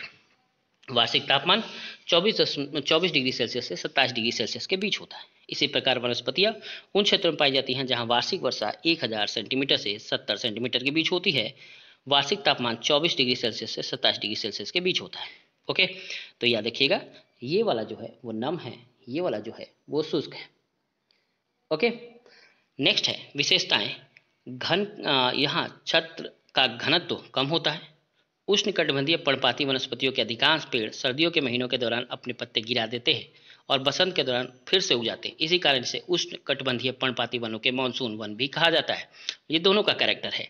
ओके, जीव क्या है, यहाँ पे सागौन, चंदन, बांस, साल, कुसुम, खैर, सहतूत, शीशम, बेत, अर्जुन जैसे पेड़ पाए जाते हैं। वहीं यहाँ पे शुष्क में सागौन, पीपल, नीम, साल आदि जैसे पेड़ यहाँ मौजूद हैं। शेर, हाथी, हिरण, भालू, लोमड़ी, कछुआ, सांप जैसे कुछ ऐसे जानवर हैं जो आमतौर पर नम और सूखे पर्णपाती जंगलों में पाए जाते हैं। ये जो नम है वो पश्चिमी घाट, झारखंड, उड़ीसा, छत्तीसगढ़, पूर्वोत्तर राज्यों में हिमालय की तलहटी के साथ पूर्वी ढलानों में व्यतीत किए जाते हैं।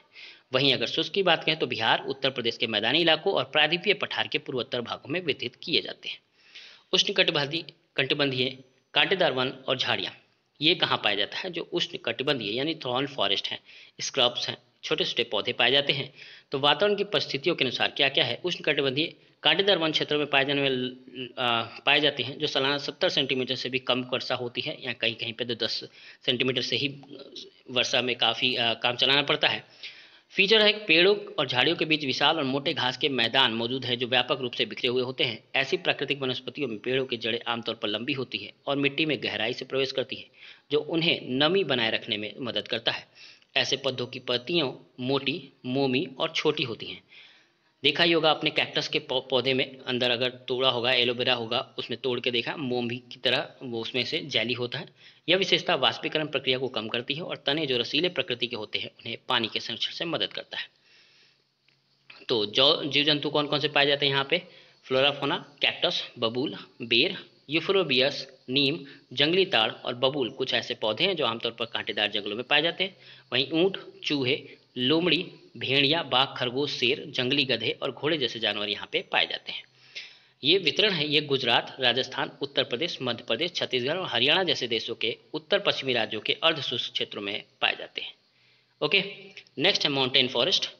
माउंटेन फॉरेस्ट पर्वतीय जंगलों में तापमान और वर्षा पर्वत की ऊंचाई के अनुसार बदलती रहती है। जैसे जैसे पहाड़ की ऊंचाई बढ़ती है, तापमान लगातार कम होता जाता है। जैसे जैसे ऊंचाई बढ़ती है, प्राकृतिक वनस्पति आवरण में भिन्नता दिखाई जा सकती है, जो विभिन्न जलवायु परिस्थिति के कारण होता है। यानी 1000 से 2000 मीटर ऊंचाई, इस ऊंचाई पर आर्द्र शीतोष्ण प्रकार के वन पाए जाते हैं, याद रखिएगा, जिससे ज़्यादातर सदाबहार वन है।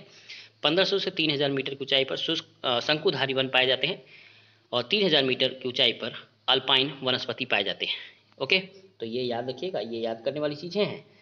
तो 3000 मीटर की ऊंचाई पे अल्पाइन, 1500 से 3000 की ऊंचाई पे शंकुधारी, 1000 से 2000 के सदाबहार वन। ओके ओके, वितरण देखें इसका तो गुजरात, राजस्थान, उत्तर प्रदेश, मध्य प्रदेश, छत्तीसगढ़ और हरियाणा जैसे देशों में के उत्तर पश्चिम पूर्वी अर्धशुष्क क्षेत्रों में वितरित है। ओके, नेक्स्ट देख रहे थे हम लोग माउंटेन फॉरेस्ट, यानी ये जो ऊंचाई है, ऊंचाई के आधार पर अल्पाइन और ये सब चीज़ें जरूर पढ़िएगा। वनस्पति जीव कम ऊंचाई पर ऊख, चीर, शाहबलूत जैसे पेड़ प्रमुख हैं, जबकि अधिक ऊंचाई पर चांदी के देवदार, स्प्रूस, देवदार जैसे पेड़ मौजूद हैं। टाक, हिम तेंदुआ, चित्तदार, हिरण, भालू, लाल पांडा, जंगली भेड़, कश्मीरी हिरण, तिब्बती मृग जैसे जानवर यहाँ मौजूद हैं।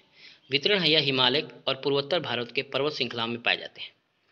मैंग्रोव फॉरेस्ट, मैंग्रोव वनों के तटवर्ती क्षेत्र वनों में के रूप में जाना जाता है, जो तट और नदी डेल्टाओं के साथ पाए जाते हैं, जो प्रकृति में दलचली होते हैं। विशेषता, चूंकि ऐसे वनस्पति की वृद्धि ज्वारीय जल पर निर्भर करता है, इसलिए इन्हें ज्वारीय वन भी कहते हैं। याद रखिएगा, मैंग्रोव वन के पेड़ आमतौर पर 10 सेंटीमीटर से 20 सेंटीमीटर ऊंचाई होते हैं और इन पेड़ों की टहनियों में कई झुकी हुई जड़ें होती हैं, जो पानी में डूबी रहती हैं। ये जड़ों पेड़ों को मौजूद ज्वर का सामना करने में मदद करती हैं। पश्चिम बंगाल में सुंदरवन, उड़ीसा में भितरकनिका मैंग्रोव भारत के 2 सबसे बड़े मैंग्रोव वन हैं। याद रखिएगा, पश्चिम बंगाल में सुंदरवन, जो कि दुनिया का सबसे बड़ा डेल्टा है, वहाँ पे 20 तरह के मैंग्रोव भारत में पाए जाते हैं। वहीं उड़ीसा में भितरकनिका है। ओके, जीव जंतु देखें, सुंदरी के पेड़ हैं यहाँ, जिसके बाद पश्चिमी बंगाल के महान सुंदरवन का नाम रखा गया है। गोलपाटा, होगला मैंग्रोव जंगल में पाए जाने वाले सामान्य पौधे हैं। घड़ियाल, मगरमच्छ, सांप, कछुए और शाही बंगाल के बाघ जैसे जानवर यहाँ पे पाए जाते हैं। ओके, ये था कुछ वन जो कि हम लोग को पढ़ना है और इसके बारे में जानना है। तो बहुत ही समरी के साथ, सार के साथ आपको समझाया गया है। बहुत ही पॉइंट टू पॉइंट लिखवाया जा रहा है और समझाया जा रहा है, तो इसको एक बार से 2 बार जरूर देखिए और समझने का प्रयास करिए। ओके, नेक्स्ट देखते हैं।